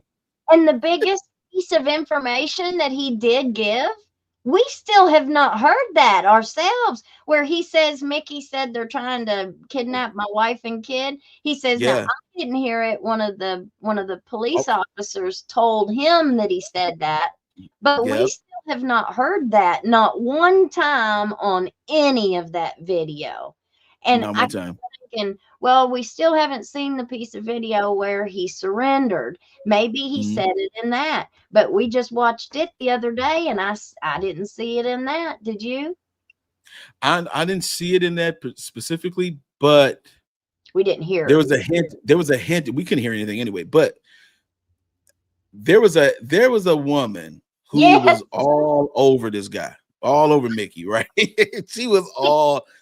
She put her hands on his mouth and like, don't say nothing. And she was consoling him and she rubbed his head. I'm like, lady, Mickey Styles need a cigarette. Mickey Styles need a cigarette after all this, okay? If he had been my husband, I would have been pissed. Oh, for sure, 100%. 100%. She was very touchy-feely. I suspected at that point that he may have mentioned something like that because the lady that was standing away, she was doing this too. She kept doing this. She was like, don't say anything. So she wasn't all in his face, but she was in the back, kind of like co-signing, you know. And then to me, it seemed like he may have said something, and she like, don't say that, don't, all over his head. And I'm like, Jesus, like, what kind of video is this? This is not this is not late night on BET right now. This is not what we're supposed to be doing. Okay, but I found that to be very interesting, that, you know, because when we did it on our show, on our channel, when we looked at the video, I mentioned that I mentioned this woman who was all over this guy. I'm like, yo, she like her little Mickey. You feel me? Like a little Mick, a little Mick at night, never hurt nobody, you know. And she was just, when she told him to hush, I'm like, maybe he said it right then. It's possible, because remember, he's in a state of mind where everything is on frantic right now. Yeah, you're right. I hadn't really thought of it that way, but you are right. So I'd say you're right. Yeah, because I'm like, otherwise, her response was so personal. It was very personal response, like almost like, no, don't. I'm like, you know, it was like that, and he only could say something that would incriminate him or something. So I'm thinking to myself, like, maybe right then and there is when he may have mentioned it or hinted at it, and then she's like, just don't say that, because you know, you because of the state of the situation, I'm not sure if it would have been carried well anyway. Yeah. Well, I was focused more on, at that, whenever I watched that, I was focused on her being all over him, and I was thinking, now that's not the first time she's touched him like that. She was very comfortable putting her hands, like, if it was somebody that I had never touched like that before, I wouldn't be so confident and comfortable putting my hands on them, because I wouldn't know how they would respond to me putting my hands all over them. So I was thinking more on that line. I wasn't thinking on that, but now that you have pointed that out to me, I absolutely see that, and I think you're right. Yeah. I think you're right. Yeah, because she came on to him like she's trying to protect him. And normally that's what a wife does for a husband. Like, you know, so she was interceding for old Mickey Steins. She was. The chamber situation was something that was, you know, one minute they're like, is this the chambers? The next minute is like, no, it's other areas that the SAs were occurring. Did we ever find out if that was his actual chambers? Because again, the map that you sent me kind of shows that that's pretty much it. Is that still the case?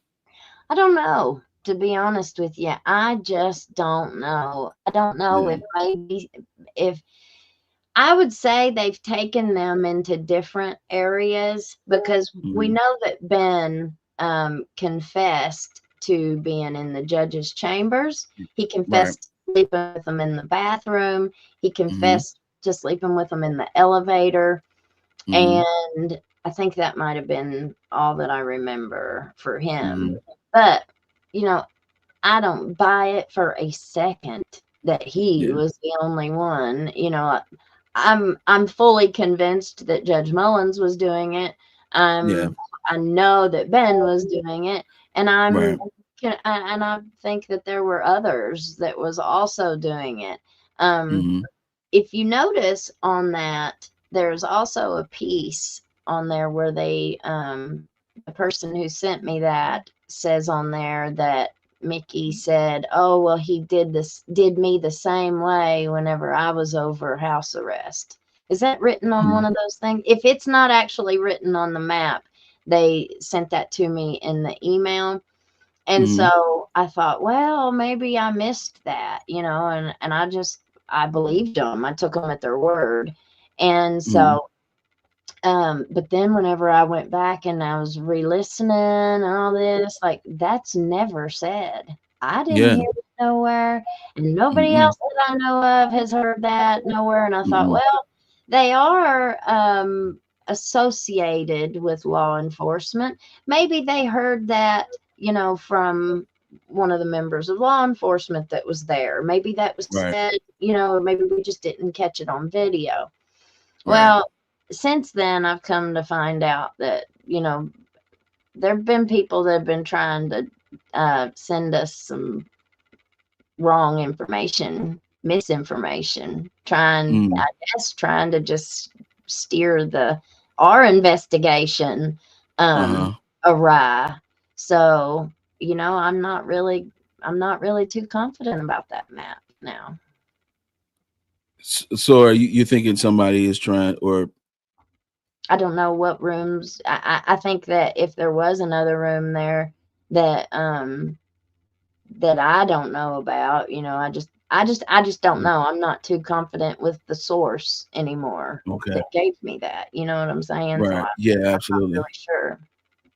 Do you think Mickey knew what was going on with Yes. Mullins and Yes. Yeah. yeah. I think I I'm gathered that starting to too. wonder. Well, I'm starting to wonder now. Um, I think that even if Mickey had tried to get somebody's attention earlier on, he found out real Mhm. quick there was nobody that was going to listen. There Mhm. was nobody that was going to um, do this. Mhm. If Kevin Mullins had not been shot and killed, this would have never come out. Never. He Never. was the I, golden I boy. agree. He was the golden boy. He kept everybody's secrets. He kept everything, he kept Mhm. everything in district court. Mhm. Nothing went above him. Mhm. He kept his hands on everything. Even Ned Pillersdorf said whenever he tried to file the civil suit and stuff that Mhm. Mullins tried his best to keep Yeah. hold of it. And he had to really, really get onto him and threaten to not even practice law in Letcher County in front of him Mhm. anymore. Like they really had to do a lot to get Mullins to recuse himself from Yeah. the Ben stuff. In the transcript of Sean Mickey Stein's, we read part of it here on this channel. There was a lot of forgetfulness that Mickey was expressing with certain things. Yeah, and when I was reading the transcript, I'm like, this man had to take a lot of breaks. He was very nervous, highly nervous, and I remember reading an article in the Mountain Eagle talking about Ned Pillersdorf wanting to depose Mhm. Mickey Mhm. because at the time that Mickey was being deposed, there was a dark cloud of threats allegedly that Jeremy Bartley mentioned that this is the reason why he was in the state that he was in. And these threats were happening way before, like leading up to the deposition, and for some reason, no one is actually has addressed that about a deposition. I think based upon what has been has come to light, I think it's pretty warranted. What do you think about it? Yeah, absolutely. So I was the one that noticed whenever we got to reading the deposition. We read all of them on my show. And whenever Mickey was given his, I noticed that Daniel Dotson, the other attorney, he's one of the big players in this story. He is a defense attorney in town, but he was not Mickey's lawyer on this case. Mickey, as a sheriff, was given counsel from, I guess, like the Sheriff's Association or whoever it is, where he was named in his official capacity. Yes. He was provided an attorney. The same Ben was also provided an attorney in his official capacity as a deputy. Ben also had another attorney in his personal capacity because he was named in both in the civil suit.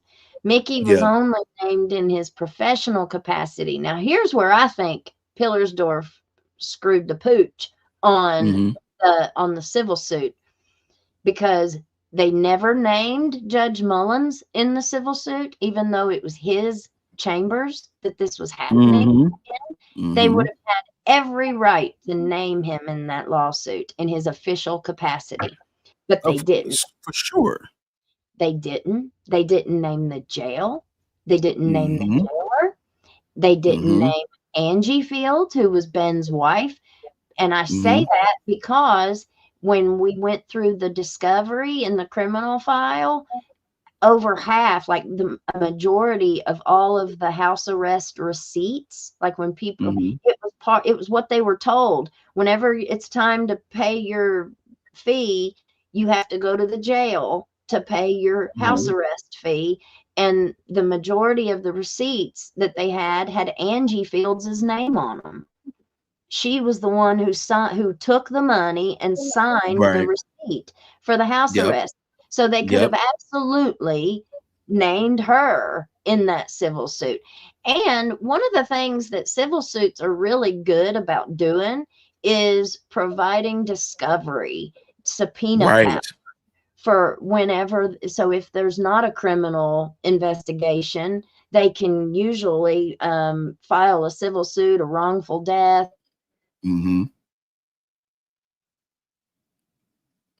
Oh, freezing up there.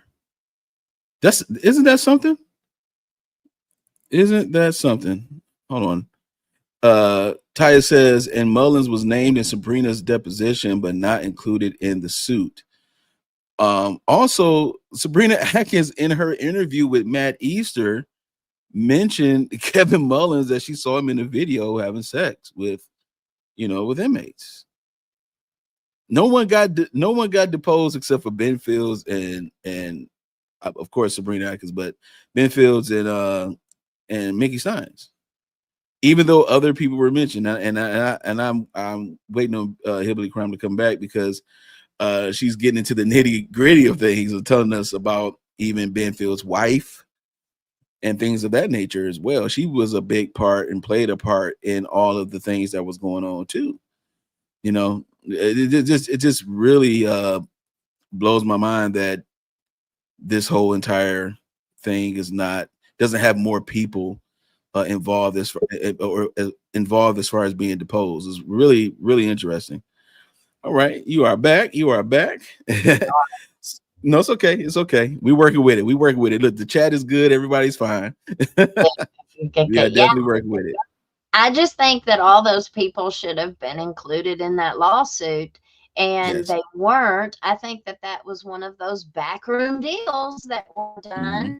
Listen, you give us Ben, make Ben plead guilty, and we will keep everybody else out of this lawsuit. And I think that that was now this is just my own personal opinion. I'm no attorney or anything, but I think that was an intentional action. Yeah. And this is exactly my criticism on attorneys in this area. They can't, we can't even trust our own defense attorney. We cannot even trust our own attorneys because they will sell us out in a heartbeat for their own personal gain. Like Ned Kellersdorf just launched his own congressional campaign against Hal Rogers here in Kentucky, and he did that on the backside of Sabrina Atkins's lawsuit. Now, I personally think that he's done that now, and he's not the only attorney that was on that case. He was the lead attorney on that case, and that case is still pending. So, I want to watch what I say, because I would not want to screw up anything that she's got going. Now, the civil suit was filed on behalf of two women, Sabrina Atkins and Jennifer Hill. Jennifer Hill overdied, and the circumstances of her overdose are very suspicious. It looks like she was given a hot shot and red rum. Absolutely, that's exactly what it looks like. And Ben ended up only then facing criminal charges on one victim instead of two, because once she died, she was dropped from the criminal case. He was given 6 months in jail, and he was allowed to do it right down there in the basement of the courthouse. And that's exactly why we see Mickey Steins thinking that he was going to be able to shoot Kevin Mullins and then be held right downstairs. Wow. Because he was trying to figure out why am I being transported? Why, y'all can take me downstairs like everybody else, like, be fair to me, guys. Be fair to me now. Be fair to me, and that's basically like, this is so weird. This is so weird of like all these pieces. It's just so weird. And I wanted to talk about, since we're talking about attorneys, I want to mention this real quick. Jeremy Bartley used to be a prosecutor. He did. I reckon he was a prosecutor for like 12 years. And Carrie Bartley, his wife, worked for the public defender's office. So they both have criminal law experience. I think they got a bad rap when this first jumped off. They were, they're personal injury lawyers. They're personal injury lawyers, but I reckon they really have good resumes. I looked at the website, the JAB firm, Jeremy A. Bartley firm, and I looked at, you'll see that too. It says, car accident, work accident, all the kinds of stuff. Then it says criminal defense right there. I'm like, oh, okay, y'all know something. Do you think that's going to play a role to the advantage of the defense? The fact that Jeremy Bartley used to be a prosecutor, now he's on the criminal defense side, and he seems like he is unbiased. He seems this way. I don't get the vibe off of Jeremy Bartley where he's going to sell Mickey Stein short of any service. So, do you think that him being a prosecutor and also his wife being a public defender, you think that's going to really help the defense in this trial? I do. I think that they were a really good fit for this case. Carrie, now I've never met him, in person or anything, but I'm impressed. I'm just gonna tell you, I am impressed. She has a great poker face, like she just comes off, like if you notice, like whenever they were in the jail and they were in there with Mickey and you saw it on the video, Jeremy was given, like, he was talking and stuff, and you look over at her and she was just stone cold and face. Like she's got a really, really good poker face. You can't tell what poker, she's yeah. thinking. You can't tell, you know, you just, I don't know. I am really impressed with her. And they've got a picture, they've got a photo of him and her together. But she's got that arm up, you know, on her hip. Like that. Yeah. She's just bad. She's a bad mama jamma. And I've got a big girl crush on her. I've got a big girl crush on her. She and Jeremy looks like they make a great team together, because even with the recent hearing that we saw, you know, she was in it, you know, she was in there, and she did not show any signs of, oh, I don't think this is going to work, or I don't think I'm confident in this case. There was no whimpering around when it came to their defense. So I 100% am with you on that. Very, very impressed as well. Let's switch over a little bit to some of these questions that I did save. I'm going to get to them real quick before we finish out. I think Candy says, Taybiz, how fast did it take you to figure out that Elizabeth is a spunky go-getter? She's awesome. It didn't take me long at all, trust me.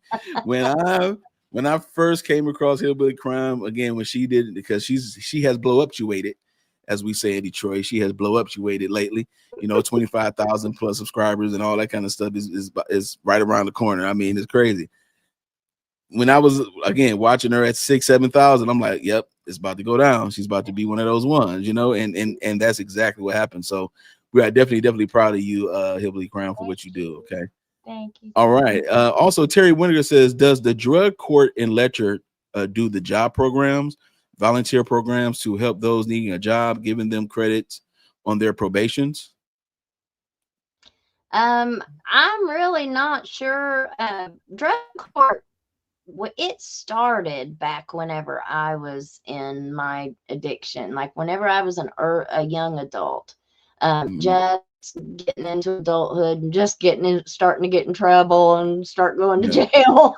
That's when they really first started the drug court program, and I never would take it because I knew that I would never complete it. I knew that if I took it, I'd be setting myself up for failure, and I would just end up back in jail. Because if you can't pass your drug tests, if you don't have a ride to get there on, you know, time on the certain days, whatever day you got to be there, you know, if you can't, it was just such a strict regiment that I knew I couldn't do it. And so I never did do it myself. But, you know, I know that it is a really good program. Like, we needed these programs, you know, we desperately needed them. But when we're not accountable for the people that we hire for these, you know, when nepotism is such a big problem that everybody you hire is your cousin, your brother-in-law, your sister-in-law, your wife, you know, and then your department is made up of all your family members and your friends, then that bleeds over into competence. You know, are these people even educated or qualified to even fill that position? What are their job duties? So many people don't even realize what their job duties really are, you know. Exactly. And they suck at their job. Exactly. You know, we get so many people into these positions that really shouldn't be there. And then their professionalism, you know, depending on what, you know, we end up with somebody like Ben Fields, who was in the jail for 10 years before he ever did house arrest. What do you think he was doing to those girls in the jail for 10 years? You know what I'm saying? I mean, we've got a lot of victims that have not come forward because they were married and their husbands didn't know what was happening to them back then. They've got kids and they don't want their kids to know mommy had to go back with Judge Mullins. You know what I mean? People don't want that known. Sorry, I know that went way off the question. No, you're fine. You're fine, because it's true. It's true. It's like it's true. You know, when we talked about it before, it's like you know, we was unpacking Taya's interview with Brian Enton, and she mentioned how when she was young, and you know, you think it's all fun and stuff like that, you know, when because you're young, you're fresh out the frying pan, you still sizzling, right? And you don't know nothing, basically. Yeah. And so, but they know, you know, they're twice your age, and they are professionals, and they are in this thing, and they know. And then they slap something on you to keep that leash on you.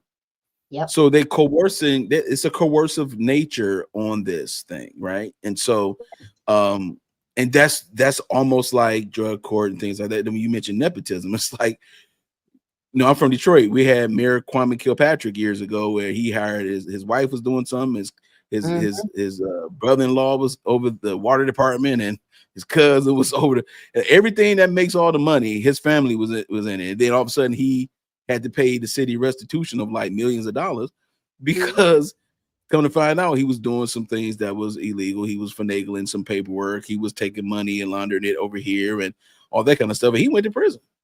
Yeah. He went to prison.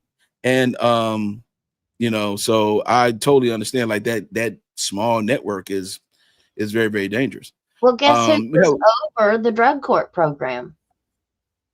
Ben's sister. Ben's sister was over. She'd been over the whole drug court program for like the whole time it's been there, for the last 12 years or however long that it's been there. Ben's sister is the one that was over it. So whenever the complaints were coming to Judge Jimmy Kraft and to the drug court saying Ben is doing this stuff to the girls, well, his sister was over drug court. She ain't gonna turn him in. Lord have mercy. And Judge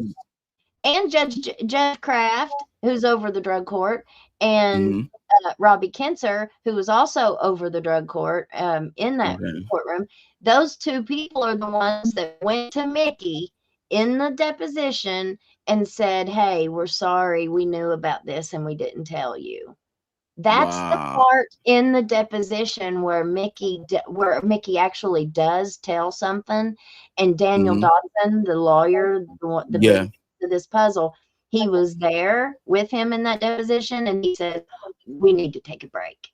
And that's when they take that break, is when Mickey mentions that about the judge, and then they go take their 5-minute break, they come back, and Mickey never answers another question after that. He says, you know, he's like, oh, I don't recall.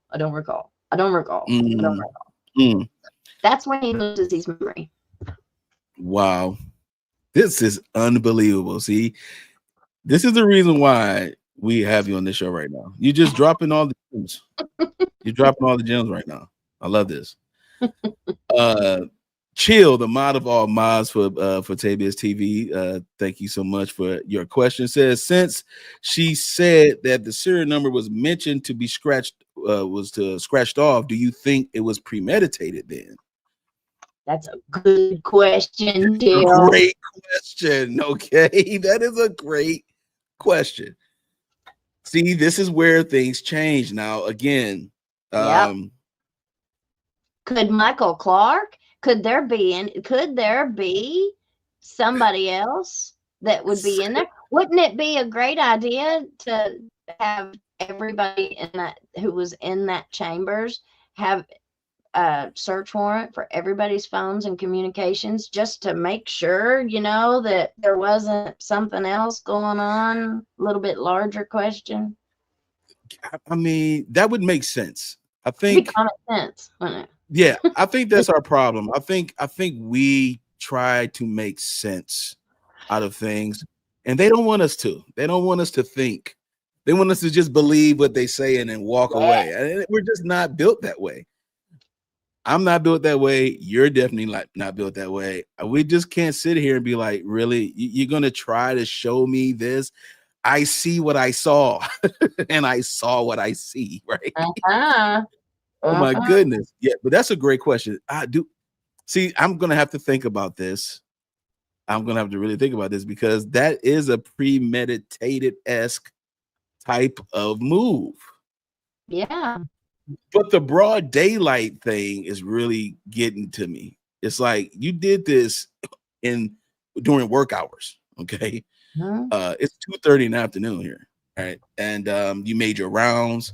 Again, there was an interview that Jeremy Bartley did that said, when he was talking to Billy Peloton the first time, March 11th interview, he said that there was a gentleman who was with Mickey Steins throughout the day. They was delivering food to the community, and there was only 2 deliveries that particular day. Now, normally it's like tens and tens of them, but it was only 2. And my client was a little isolated, and there was an incident that occurred. So we just want to, he's going to be a big key piece in our defense. That's what Jeremy Bartley said. Yeah. And we know he's talking about Michael Clark. That's the guy who was with Mickey. So, is it premeditated now? You want another little piece of tidbit there? A juicy tidbit? So one of the other things that's very fascinating was whenever I first heard all this, I was like, oh, well, then this must be something that they do on a regular basis, like on a daily or something, that they do these deliveries. Well, that place that they went up there and got all that from, the Kane Kitchen, whenever they went up there and picked up the deliveries, they don't never know when they're getting that stuff. So it's not like a scheduled thing. It's not like on a every Friday or every other Friday. It's a sporadic thing. So you don't never know when they're getting the stuff up there. They get it all, and then they put it up, they post it on Facebook, and first come, first serve. You get your stuff. So I was kind of like, that adds another thing. Like, how did they, you know what I'm saying? Like, it wasn't a planned delivery that day. Right. Or if it's not a planned thing, that this place even gets the donations. Right. So where did they go? Good question. Where did they go during this time? Wherever they don't usually go.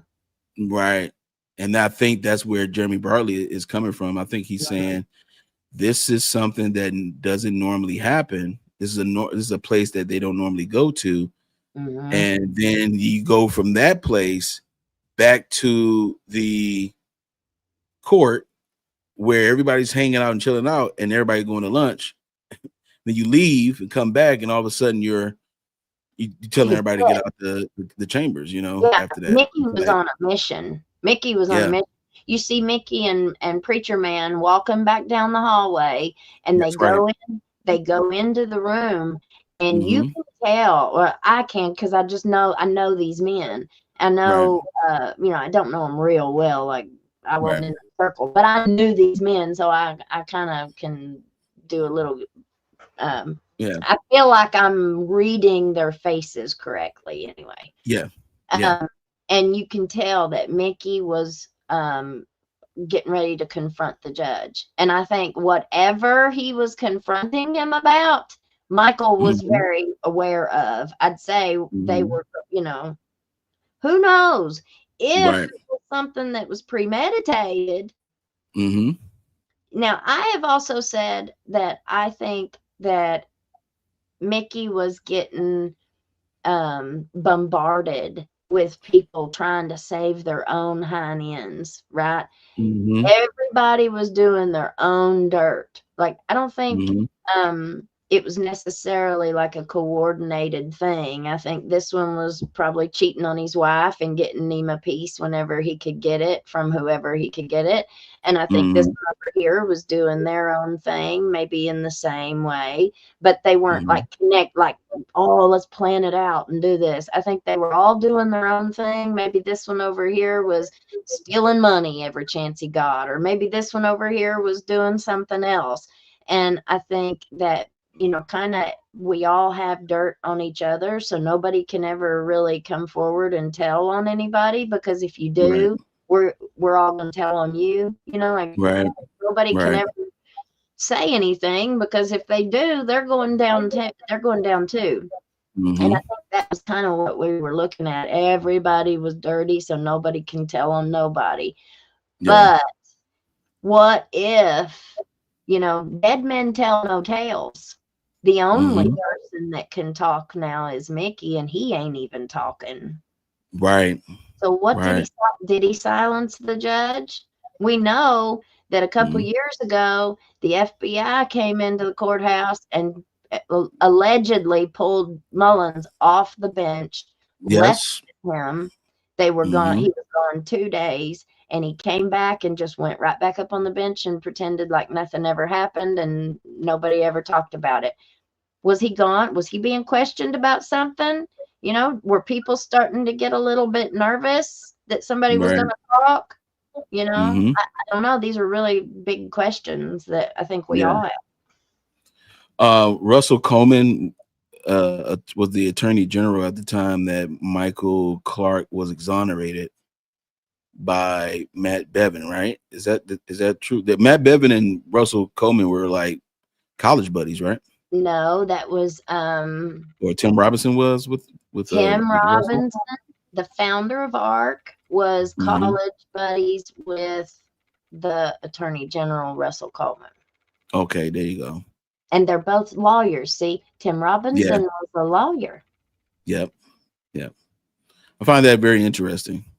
I do too. That he gets exonerated by the king of exonerators. I mean, Matt Bevin was letting everybody he went on you're free spree, if you will. I mean, this man was letting people who had heinous crimes, he was exonerating them. Yeah. Political favors, all those people that got him elected. Yeah. It was very damning to what was already a damning reputation that he had anyway, in my opinion. So it was very, very crazy. And what kind of pardons was he given? Like looking at what little bit that we looked up today, Michael wasn't even eligible for a pardon. No. And how do you get a pardon when you don't even apply for it? Right. And the first thing he did was left the country, right? He went to UK, right? Well, he said that was something that he said in his interview. Now I can leave the country. That's all he was worried about, was leaving the country. That's right. That's right. I want to go. Where did he go? Right. I want to go to this country that you're trying to go to. You coming back all seminaried up and preaching now, and you making money. You got your own incorporated ministry, and like you just having a good old time, huh? And now all of a sudden he's got all these academic credentials too. Unbelievable. Now I want to ask you this one question. Because, and by the way, before I ask Hillbilly Crime this question, if you do have a question for Elizabeth, please go ahead and put HB in front of your question, so that way I can save it, because it goes into a different column for me to be able to pull up your question. And then we will definitely get to your question. But I also want to provide the link to your audience as well. That link that's in the chat is the link to the Sean Mickey Steins folder that I have created, and it got a whole bunch of stuff. So this transcript of Ben Fields is in there. The transcript of Sean Mickey Steins' deposition is in there. The audio interview of Ben Fields and Matt Easter is there. The Sabrina Atkins lawsuit is there if you want to read it. There's a whole bunch of stuff in there. I got a couple of pictures in there that shows you the ankle monitors and what it kind of looked like and what they were kind of like, I dig into stuff for real. I'm that's my lane. Gathering information is my lane. That's my lane. I love it. I think I put the courthouse maps in there as well, and there's some other goodies in there as well. So if you want to just take a look at this stuff and just you come to your own conclusion with it, but that link is, I shared it with whoever has access to it, so I'm giving it to your audience as well. A lot of people in Biz Nation, we already have it. They already have it. I want to also extend it to the Hillbilly Crime family as well. Thank you. I grabbed it right out of there, honey, which I know you didn't send it to me, but I grabbed it and stuck it up there. Thank you. Absolutely. I No just want to problem. say one thing too. This is one Mhm. reason I listen. The Lord, honey, He gives us the ability to discern people. Mhm. And that one of the first things that I said to Taybiz was, here I was sharing stuff with him, and I was like, "Here, this is what I think we should do. We all need to share stuff and not Mhm. be so like competitive. Like Right. one of the reasons why we do this is to bring awareness of all of Right. these issues to the Mhm. people. It's Mhm. not, I have to, of course, make a living and support Right. myself, but it's not, that's not my number one goal is money, Right. money, money, money, money, money, money. It's about Right. us doing this work that is so desperately needed. And I don't know what, I guess it was just the Lord. I could tell you weren't on that competition Yeah. train. And Yeah, I got you. and so we all work really well together when you don't Absolutely. have that, competition between you. Right. Yeah, the goal is the mission is more important than the ego and things like that. And my generosity is God given, and it's Amen. the way I was raised by my mom and and my pop. He teaching me how to be a man and teaching me how to do the right things and stuff like that. And sometimes doing the right thing doesn't always feel good to your ego, Mm-hmm. but it's the right thing to do because God get the glory out of what you do. And also on top of that, like, this is public information anyway. So, Yes, go ahead and get it, some people don't know how to get information. There are some people who don't know how to research stuff, that's right. and that's okay. That's the reason why people like myself who is in IT and other people who are just big researchers, like, this is what we're supposed to do is help each other, help each other through this, um we got one more quick. Hold on. Rob in the building. Rob in the building has one more question here. It says, has there been any more info on the male victims coming forward? Oops, allegedly. Well, so there have been this past week, like I said earlier, this past week there have been a whole lot of new revelations that I've come up with. Um, People have come forward to me. They're not necessarily that we were supposed to have a really, really big interview tomorrow with our first male victim, Mhm. or male. The word victim is like getting people. People are like Yeah. all hung up on that word victim. Listen, Right. anytime, I don't care how consensual it was. If somebody is under drug court, if somebody Mhm. is being threatened, if you don't come here and sleep with us, we're going to put you Right. back in jail. That's a Right. victim. You're being Right. victimized, and your freedom is being taken like that. I don't Mhm. know how much more of a victim somebody has to be. I don't care Right. how consensual it was, like somebody didn't rip off their clothing and force Mhm. it upon them. That's not the only way you become a victim. Right. um but that Uh-oh. Froze up a little bit there. Gonna solo out for 1 second so that Hillbilly Crime can get her connection back.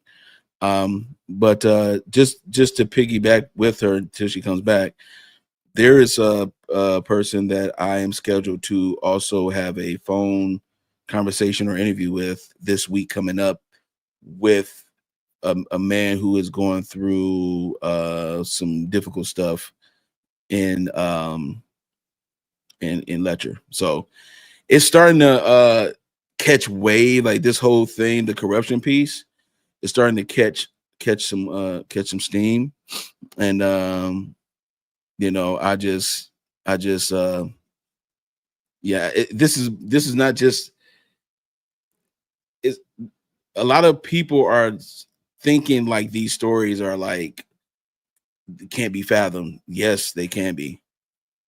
They can be for sure. Like they can be fathomed. Like these are situations that have occurred to a lot of these people. Okay, Hillbilly Crime is back. She's going to go ahead and finish this question, answering this question. Go ahead, Elizabeth. Well, just threats. He started to receive some threats, and so we're going to put that on hold for right now. Okay. But they're still talking. Just because they didn't come on camera, and come on my show or somebody else's show, that doesn't mean that they're not talking. Right. People are talking, maybe just to me, but still, they are talking. And one of the things that I said was, you watch now that Taya has come out, and she, even though the very first interview she did, she got quite a bit of pushback and backlash from it. People just being hateful and saying mean things to her. But the next day, she got up, she took a shower, she put her makeup on, and she got back in front of that camera, and she told it again. And she saw the same amount of backlash, if not more. And the next day, she got up, took a shower, put her face on, and got back in front of that camera. And that takes a lot of courage, and it takes a whole lot of just Holy Ghost strength. Now that's Holy Ghost that is giving her the strength to do that. And in the face of, so much criticism and backlash. But I said after that, you watch and see. If this is true about Mullins, it'll be like Bill Cosby. It'll be like the Cosby Bunch. Whenever one person, it just went up and up and up and up. And that's exactly what's happened here. But here's the difference. With Cosby, they at least had a prosecutor. They had a team that was investigating this stuff. As they came forward, they were being vetted. They then went and investigated the crime, right? Which, I mean, as to the best of their ability 30 years later, right? We don't even have an investigation.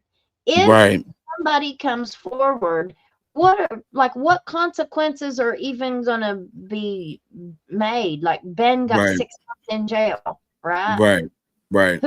Who's going to be held accountable? Who's going to be held responsible? Nobody.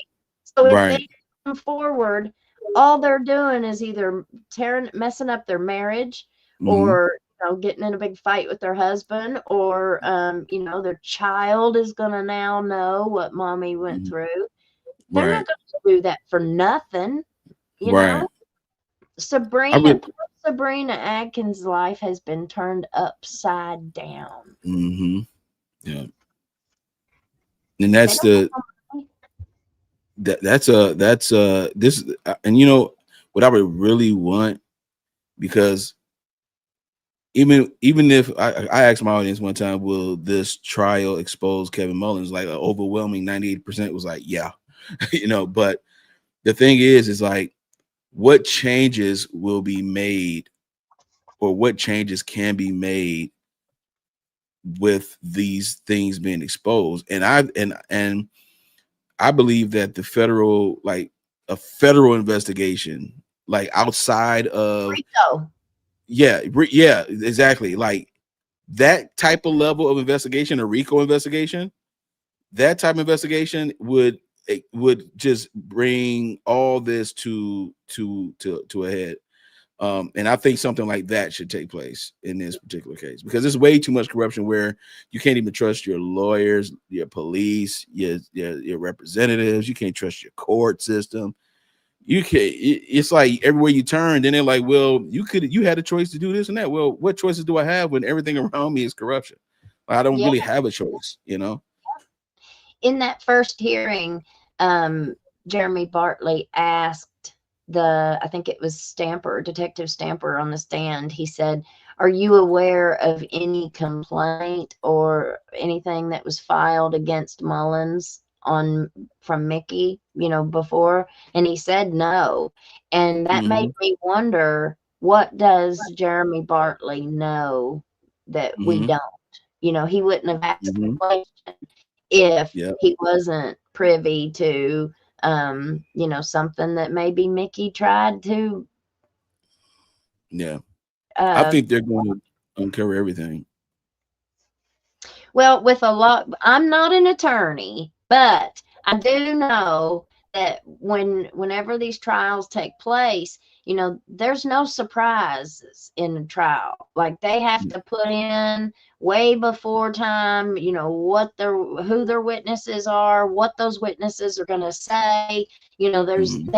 there's no room for blindsiding in no trials. And a Right. lot of this stuff is going to be inadmissible. Like, you know, Right. I think the prosecutor has hung their hat on Mm-hmm. the video. Because That's it. think about it, Taybiz. If he had wanted to unalive the judge, he Mm-hmm. could have lured him up to the head of one of these hollers in the Mm-hmm. middle of the night somewhere. He could have Mm-hmm. unalived him, and who would have investigated it? It would have been him. Right. He could have Right. gotten away with it. He could have Right. done it 100 different ways too and Yeah. gotten away Yeah. with it. But he Yeah. didn't do that. He went Yeah. in there on camera and did it the way that he did it. Yeah. I don't know why. That's a big question. Is Yeah. why on camera? You Why know. on camera? I mean, you know, it's there, Mickey. Mhm. He knew all of this. Broad daylight, during work hours, on camera, in chambers, the most relaxed chambers I've ever seen in my life. I mean, smoking in there and all that kind of, like, doing whatever, chilling. Right? It's like a break room, It's a basically. hangout spot. It's a hangout spot, you know. And so, why do it this way? And if his way of doing this was to shed light in a capacity that he could not do it in, then he succeeded in that particular mission. I do have a question though. And before we jump off here, I do have a question. Sean Mickey Stein's daughter's phone was never confiscated to be done for forensic data. We saw on camera the zoom in shot of him calling his daughter, Mhm. where Judge Mullen's phone was at the top, his was at the bottom because he was trying to put her number in that phone. Why didn't, in your observation of it, you know, why didn't Stamper go get the phone from her? I think Or because I think because they, you know, we are still dealing with nepotism. You're still dealing with the way things are done here, you know, and they Mhm, don't piss off the wrong people. I mhm, think that I the look on his face in that hearing, he looked like he was scared to death. Stamper mhm, up there on that mhm. hearing, like he was like if Yes, yes, yes. like he was No, terrified. seriously, it looked like his whole thought process of whatever he was going to say just left because he was And under some type of fear or scrutiny. fear. Yeah, I think he was afraid. And I've seen that look on a couple of people since the Mhm, shooting. mhm, Mike Watts is our circuit court clerk, and Mike is mhm, a really good dude. Like he's a really good guy. mhm, He doesn't have a good poker face though.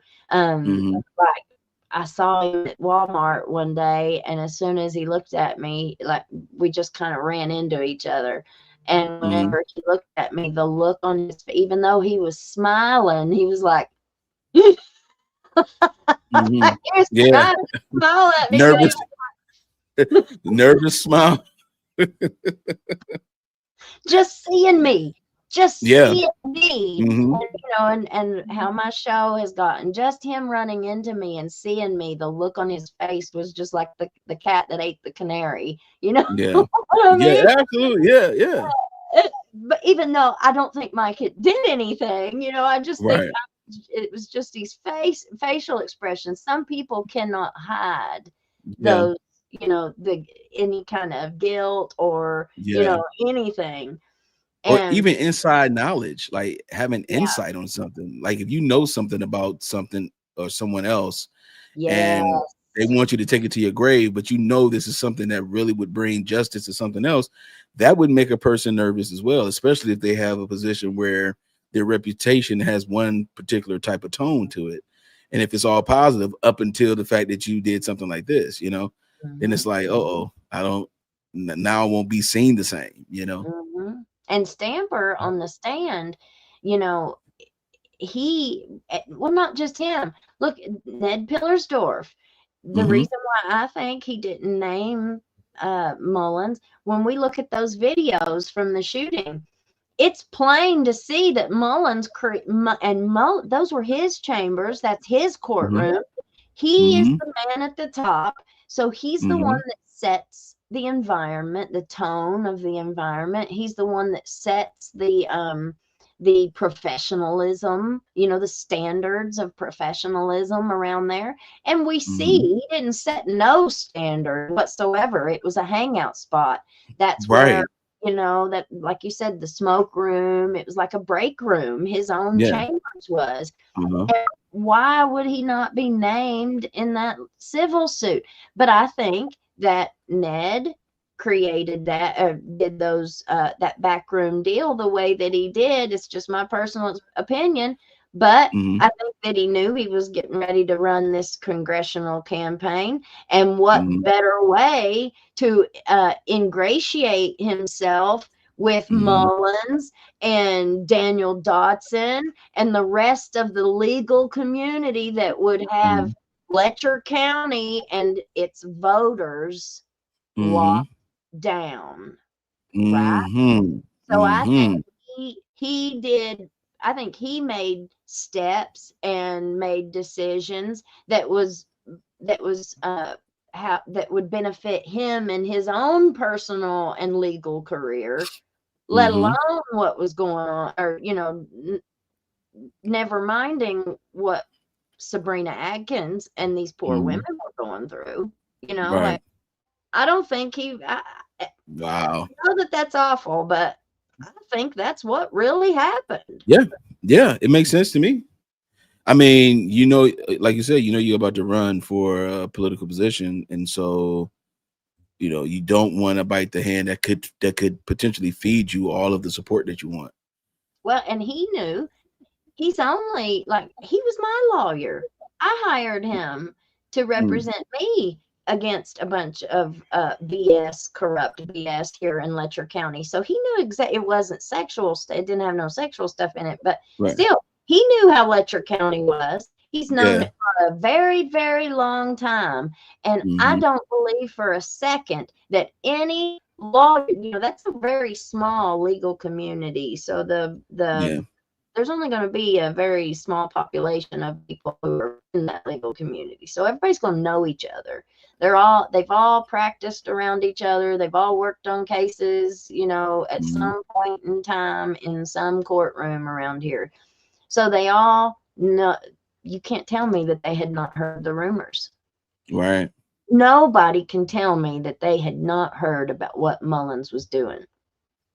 I just don't believe it. And they would have to look me in the eye and give me the opportunity to see if I believe them or not. And it makes me wonder if Mullen's wife heard these rumors as well. We can't even find a marriage license for him and her. There's no marriage license registered in Kentucky. Wow. There's no marriage Wow. license on file in Kentucky. Now, I've heard that she was underage whenever they got together. Yeah. Oh, yeah. She's a lot younger. This last That hearing, okay, so that picture that I grabbed a while ago makes sense now. I'm sorry, go ahead. I'm sorry, that makes sense now. the last hearing, very last hearing that we had, we were Yeah. streaming it on my show, and people were like, "Oh, is that his wife and her daughters and his daughters behind?" No, that was the victim's advocate that was sitting Hmm. behind the prosecutor, and then the two sisters that were sitting there holding hands, who they thought were Mullins's daughters. No, one of them was his wife and her sister. The sister married our prosecutor. the one that did all the Facebook ultimatum with me. Yeah. Well, her sister married him. And so everybody was saying, "Oh, are those Judge Mullins's daughters? Are those Judge Mullins's daughters?" Yeah, you would think that it would be his daughters, but no, one of them was his wife. Now Jeez. I heard she was 17 when they got together, but I asked her, and she said no. She said she was 23. Now I don't know. I kind Yeah. of maybe think that the truth might be in the middle somewhere there. But Yeah. then whenever I went to look for the marriage license, there ain't none on file. Their wedding pictures are on a beach. And it looked like it might Uh-huh. have been Hawaii. You know what 2 states allow underage marriages? Well, Hawaii is Kentucky, one of them. huh? Kentucky and Hawaii. Hawaii, Kentucky ain't one of them, I don't think, but I know where Hawaii. they allow 16 years old to be sexual consent for intercourse, right?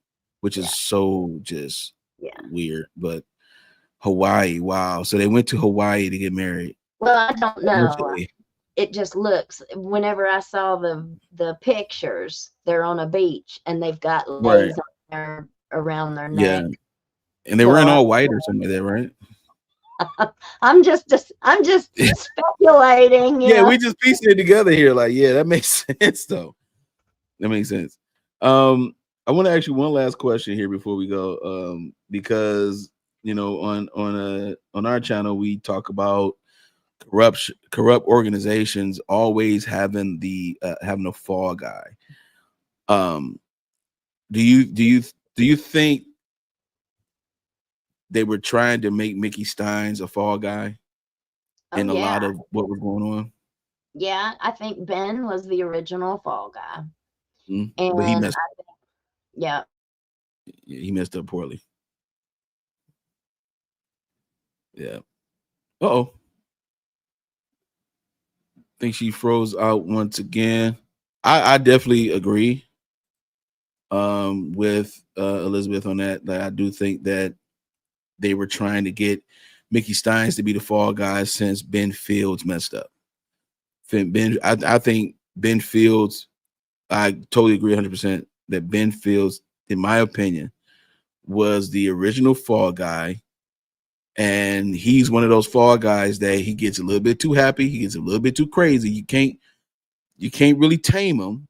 And then all of a sudden something happens like a lawsuit. And now they're like, okay, now we have to shut you down for 6 months or however long it is, and then, we're going to have to switch it off. We got to change of plans type situation, right? Where they try to make Mickey Steins, which to me makes sense because he was the odd man out, so to speak. That way they can push that fall guy energy onto him, which is very, very interesting. But I totally agree with Hillbilly Crime on that. But she's back.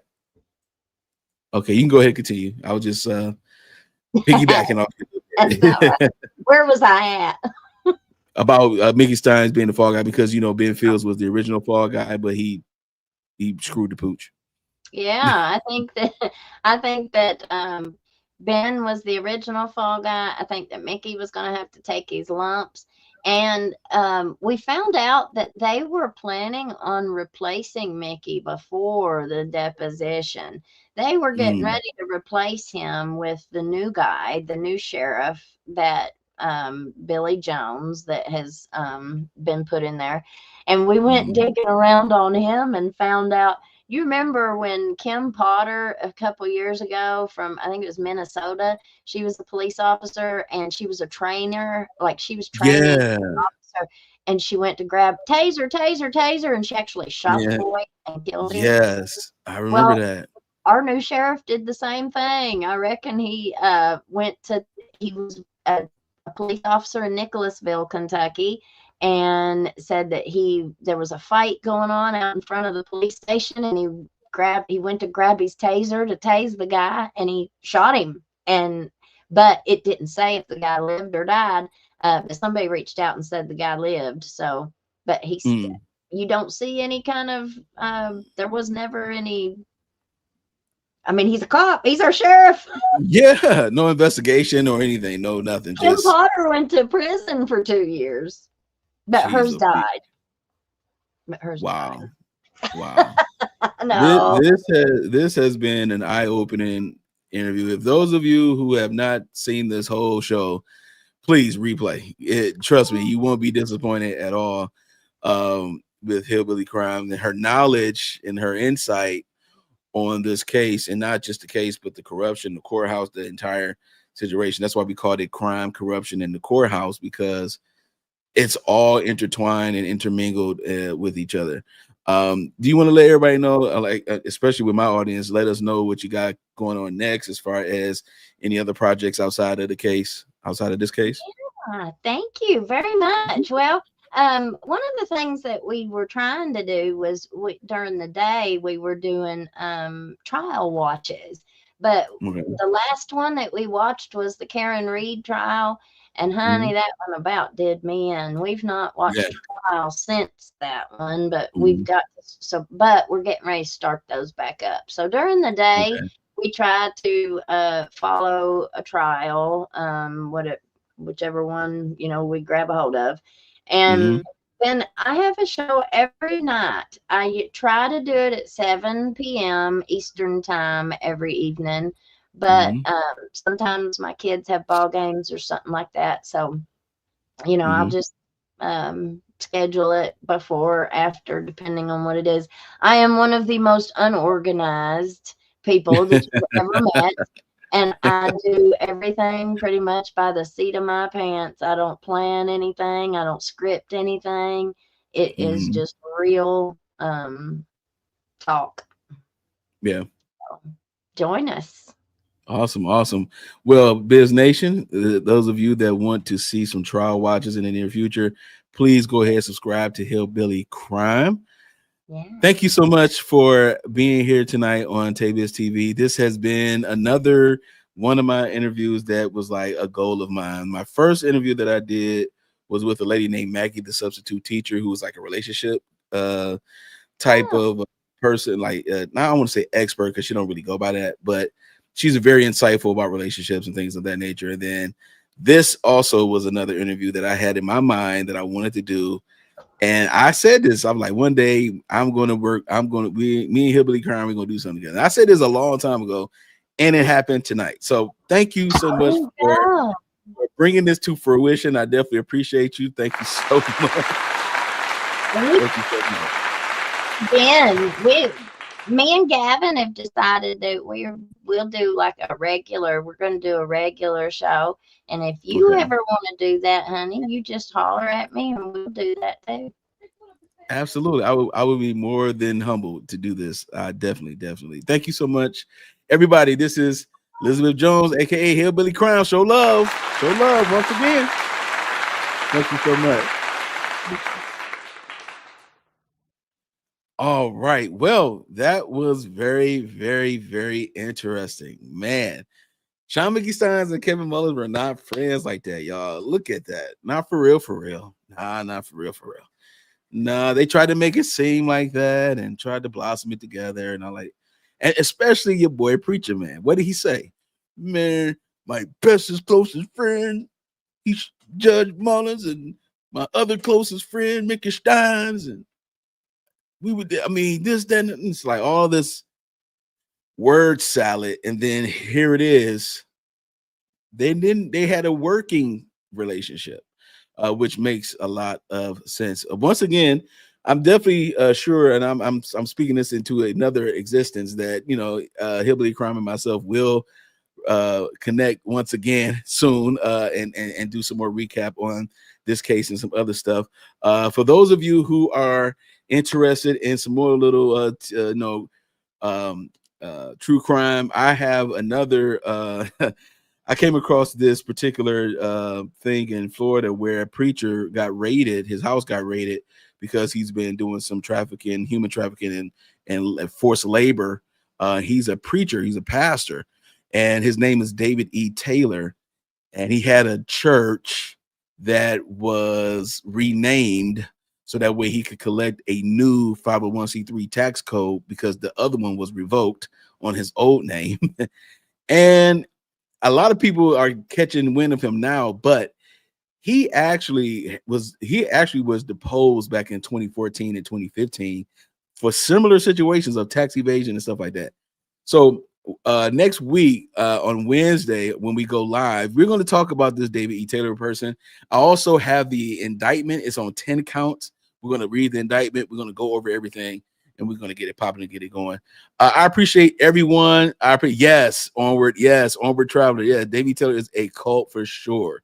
Terrible. Thank you all so much once again. Thank you all, Hillbilly Crime family, for just stopping by. Also, I know you're watching on her channel, but being a part of Taybiz TV and the Biz Nation, we definitely appreciate you. Thank you to the moderators that was dropping the links for Elizabeth. I definitely appreciate you tonight as well. And thank you all so much for watching. Until next time, this is your boy Taybiz, and we out. Peace.